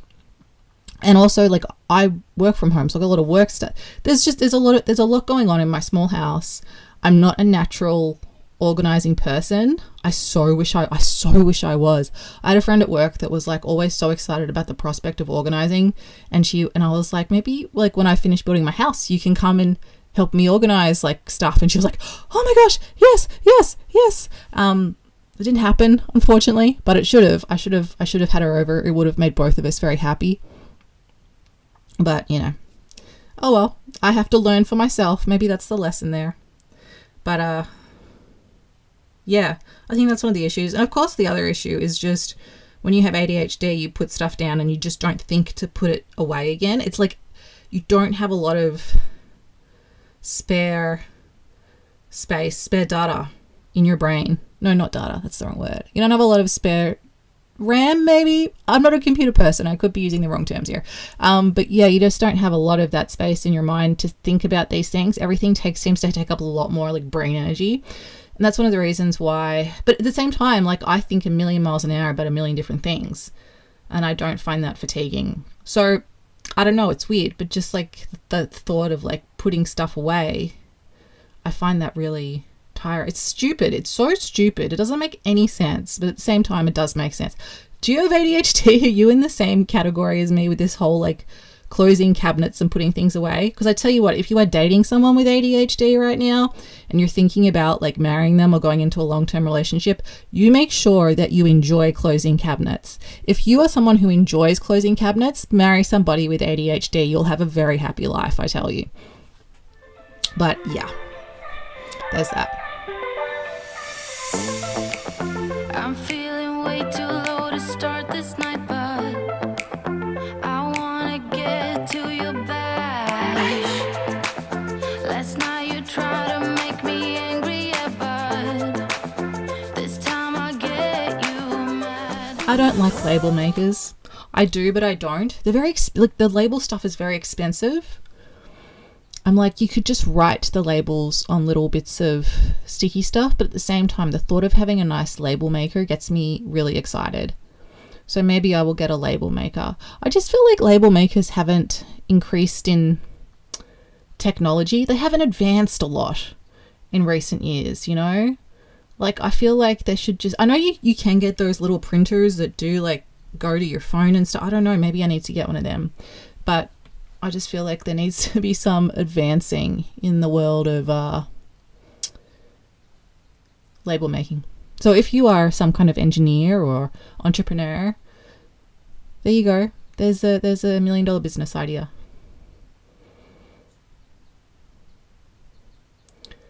So yeah, family estrangement. Let's talk about it. This topic makes me so icky and makes me feel so awful. Because honestly, I feel like I have very little control over it. And I hear people say all the time, like, oh, nobody stops talking to their parent unless there's a really good reason and unless, like, you know, they've tried to, you know, work things out. But I don't know. I don't know if that's true. I think sometimes people stop talking to their family for, like, really silly reasons. And definitely not all people. Like, I think that there's really good reasons to stop talking to your parents. If, like, you know, I know that the BTK killer's daughter stopped talking to him. That's fair enough. That's probably a person you should stop talking to. Who else? Yes, I was just watching the Jodie Hildebrand documentary. And I know that a couple of Ruby Frankie and her kids don't talk to her. Ruby Frankie's kids don't talk to her. Those things are, like, fair enough. That's a good thing. You got to protect your life and your space and your physical and mental wellness. But then some things, I'm like, this could be worked through, and it's really sad. You know, like, none of us are perfect. And I think especially, like, once you have children, you realize how hard it is and how easy it is to make mistakes and not do things perfectly. And, you know, when I know everyone's talking at the moment about the Beckhams as well, and Brooklyn not talking to his mum. I'm sure, hopefully if you're watching this, you know that whole story. But basically, you know, David Beckham's son has stopped talking to the family because apparently it's a lot of different reasons. But one of the main ones is an issue at the wedding where she danced with where the mother, Victoria, danced with Beckham instead of, it should have been the bride, Nicola. I don't know, it just seems like rich, it seems like rich person issues here. Like, you know, if you've got this amount of money, sure, there's ways that you can make yourself happy. Like, just take a holiday together. I mean, I know this sounds like really basic stuff, and as someone who's been studying psychology for many years, I probably shouldn't be making it sound all this simple, but I think sometimes we do need to just take a step back and have a level of gratitude. Like, you know, and this kind of goes back, I think, to like the Ruby Frankie thing and probably my own insecurities about having my kids on the internet. Like, I'm well aware that in a way I am invading their privacy. Like, my older son, he really doesn't want to be that involved in the channel. He's not, you know, and that's totally fine. There's no pressure at all he doesn't mind just sort of, you know, being in the background and stuff. But I've asked him a few times, I'm like, hey, do you want to do like a YouTube thing together? And he's just like, no. So yeah, that's cool. And I would never force him to. My younger kids, I just sort of judge their personalities. Especially Ren is quite like out there. So I don't think he's going to mind being on camera. Definitely as he gets older, I can start talking to him about it more. You know, I don't make them the focus of this channel. I don't mind them being in the background. But yeah, I don't know. I think if you make your kids the focus, I know because I tried when Johnny was younger, he wanted to try the YouTube thing, and we just tried doing a little bit of filming and seeing how he liked it and how I liked it. And honestly, it's a job, it's work. You're telling your kids what to do. You're maybe getting a bit frustrated if they don't do it right. It's not genuine. It's not, yeah, it's not, there's nothing genuine about it. It's a job, it's acting. And that's why I decided, you know, Johnny decided he didn't want to do it. I would have been maybe okay if he did it, kept doing it. But yeah, that was his decision, and I think it was the right decision. It's also, you know, your kids will be on the internet forever, so that's an issue. At the same time, I also think that,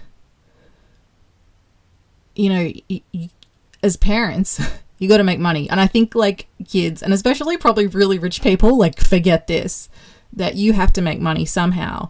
And for me, I think that vlogging and family vlogging can be a good thing because you don't have to you can spend time with your kids.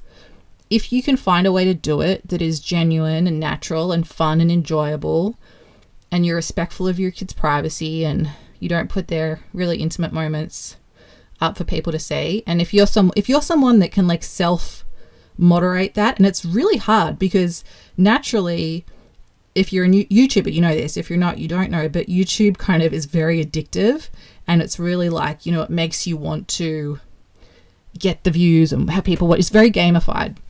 So I think there's a real danger in that as well, of kind of using your kids for your own gamifying gratification. I think I'm making up words on YouTube. Yeah. So I do think of that, and I'm always worried. I'm like, am I doing something wrong? Will my kids not talk to me anymore? But I'm doing the best I can with what I got. And I'm trying to make smart decisions as I go. And, you know, with Johnny, like he was in care heaps. I never got to see him. Well, I didn't never get to see him. I didn't get to spend that much time with him. I didn't get to take him to school or pick him up from school because I was working. I was working a 9 to 5, and I was miserable doing that. I missed out on time with my son, and I just feel like I don't want to be in that situation again. And I was speaking to somebody else recently about this as well. And I think sometimes kids don't understand this. They don't understand how hard it can be to be a parent in 2026 or 2027 or 2028 or whenever you're watching this, because the financial pressures are huge.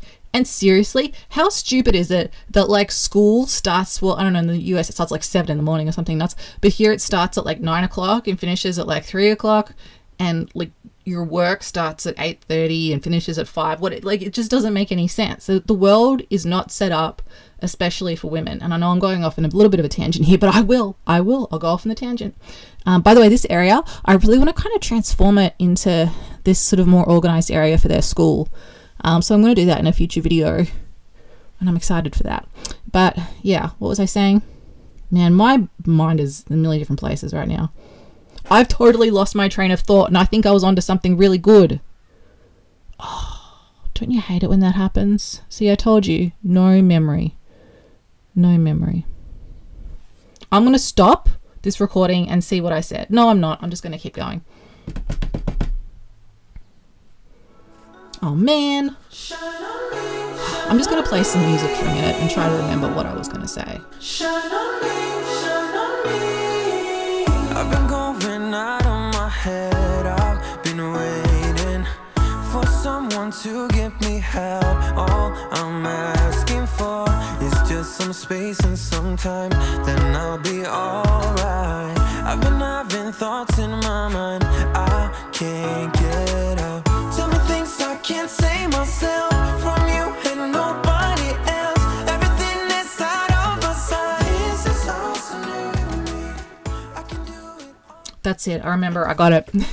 The world is not set up for like mothers, especially. I feel mothers do get a bit of a hard go of it. And I was thinking about this the other day, and just like the frustration of, okay, so when your kids are young, now let's start even from further before that. A lot of the time, it's encouraged for you to have children younger in case you have problems having them. Of course, if you want to have kids, that is.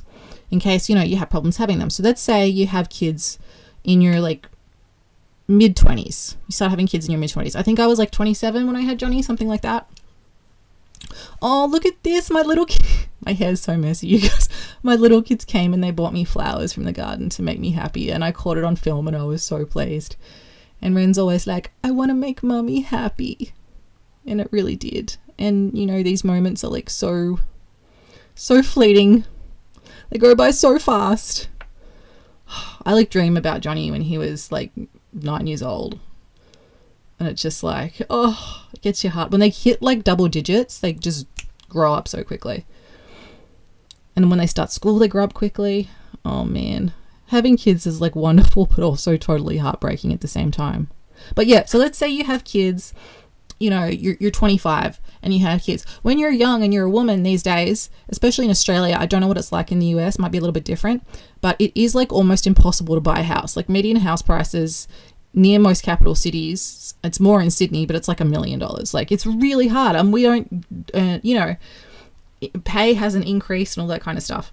And also on top of that, you're paying rent. It's almost impossible to kind of get ahead. But at the same time, when your kids are young, that's the time to like that's the time they want to spend with you. That's the time they want to go on holidays with you. They want to do different activities. That's the time to get them into swimming lessons and all these different sports and activities and stuff. And it is so hard to afford it. So this is what happens. You end up putting stuff on credit and then you screw yourself financially when you're older because you've been paying off all this credit card and debt and interest rates. Whoa. Really sucks. And also, here's the hallway. Oh, this hallway needed some love. It needed some love. I'm also going to put a video link somewhere coming up any minute now, because I did do a massive like change and clean of this hallway, and it was a pretty good video. You guys really liked it. So I'll put that link here in case you want to go back and watch it. Hopefully I don't ramble in that video as much as I am in this video, but sometimes we just need a good old ramble. So yeah, and then when you finally get to the stage where you have built up a business, or you've got ahead in your career or whatever, or you've got time to go back to your career and you've made some money, you built up some money, your kids are like older teenagers and they don't want to go to places with you. They're not as excited about it. Maybe some kids are. But it's like, everyone's like, oh, make the memories while they're young, like spend the money. And then also like people are like, just take them camping. It's not that easy just to take little kids camping. Like, first of all, especially if you're a single mother, it's like a bit, you can feel a bit sketchy being out in a tent by yourself with your kids. Second of all, like, it's just, they can run off. I don't know. Like, I'm an outdoorsy person, but I get nervous at the thought of taking my kids camping. So I don't know. I just feel like it's almost like life needs to be backwards. Like, you need to have your money when you're younger, and then when you're older, especially in Australia where you're not necessarily needing to pay medical bills and stuff, you just don't need maybe as much money. And then you have the money. And then these days, obviously, like when people weren't living as long, they'll pass their money down to their kids earlier and stuff. And that doesn't happen these days because we all live really long. It just seems like the world is just built for like banks to make money. Like, I don't know. Maybe I'm just feeling really pessimistic. I'm sorry if you came for like an uplifting episode. I'm just feeling the pessimisticness of the world at the moment. But you know what? The good news is, guys, the good news is that we do have a level of free will, and we can declutter our house, and that makes us feel better. And we can finally spray the walls and get the crayon off. I would never dare to draw on my parents' walls. I never would do that. But my kids just, I don't know. Some kids just draw on the walls. Johnny didn't, but these two little ones, they love to colour the walls. Again, I own it. It's not a rental, so not that big of a deal. I can hear my little girl crying, so I'm just going to go check out what's going on. Bear with me, guys. Okay, the crying was about her hurting her toe. She got her toe stuck under the front door, and it's sort of like the toenail starting to come off. It looks very painful. I feel really bad for her. So that's what happened. That's why she was crying. But anyway, thank you guys so that's the end of the video. Thank you guys so much for being with me. Before and afters. I hope you guys like it. This was a bit of a shorter one, and I'm so sorry. I hope you don't mind my rambling. We've got another video coming out real soon as well. I think the next one's going to be a bedroom kind of declutter and clean. Yeah. So anyways, remember guys, life is short. Life is now. I really love you guys and appreciate you being here with me on this cleaning and decluttering journey of life. Peace out.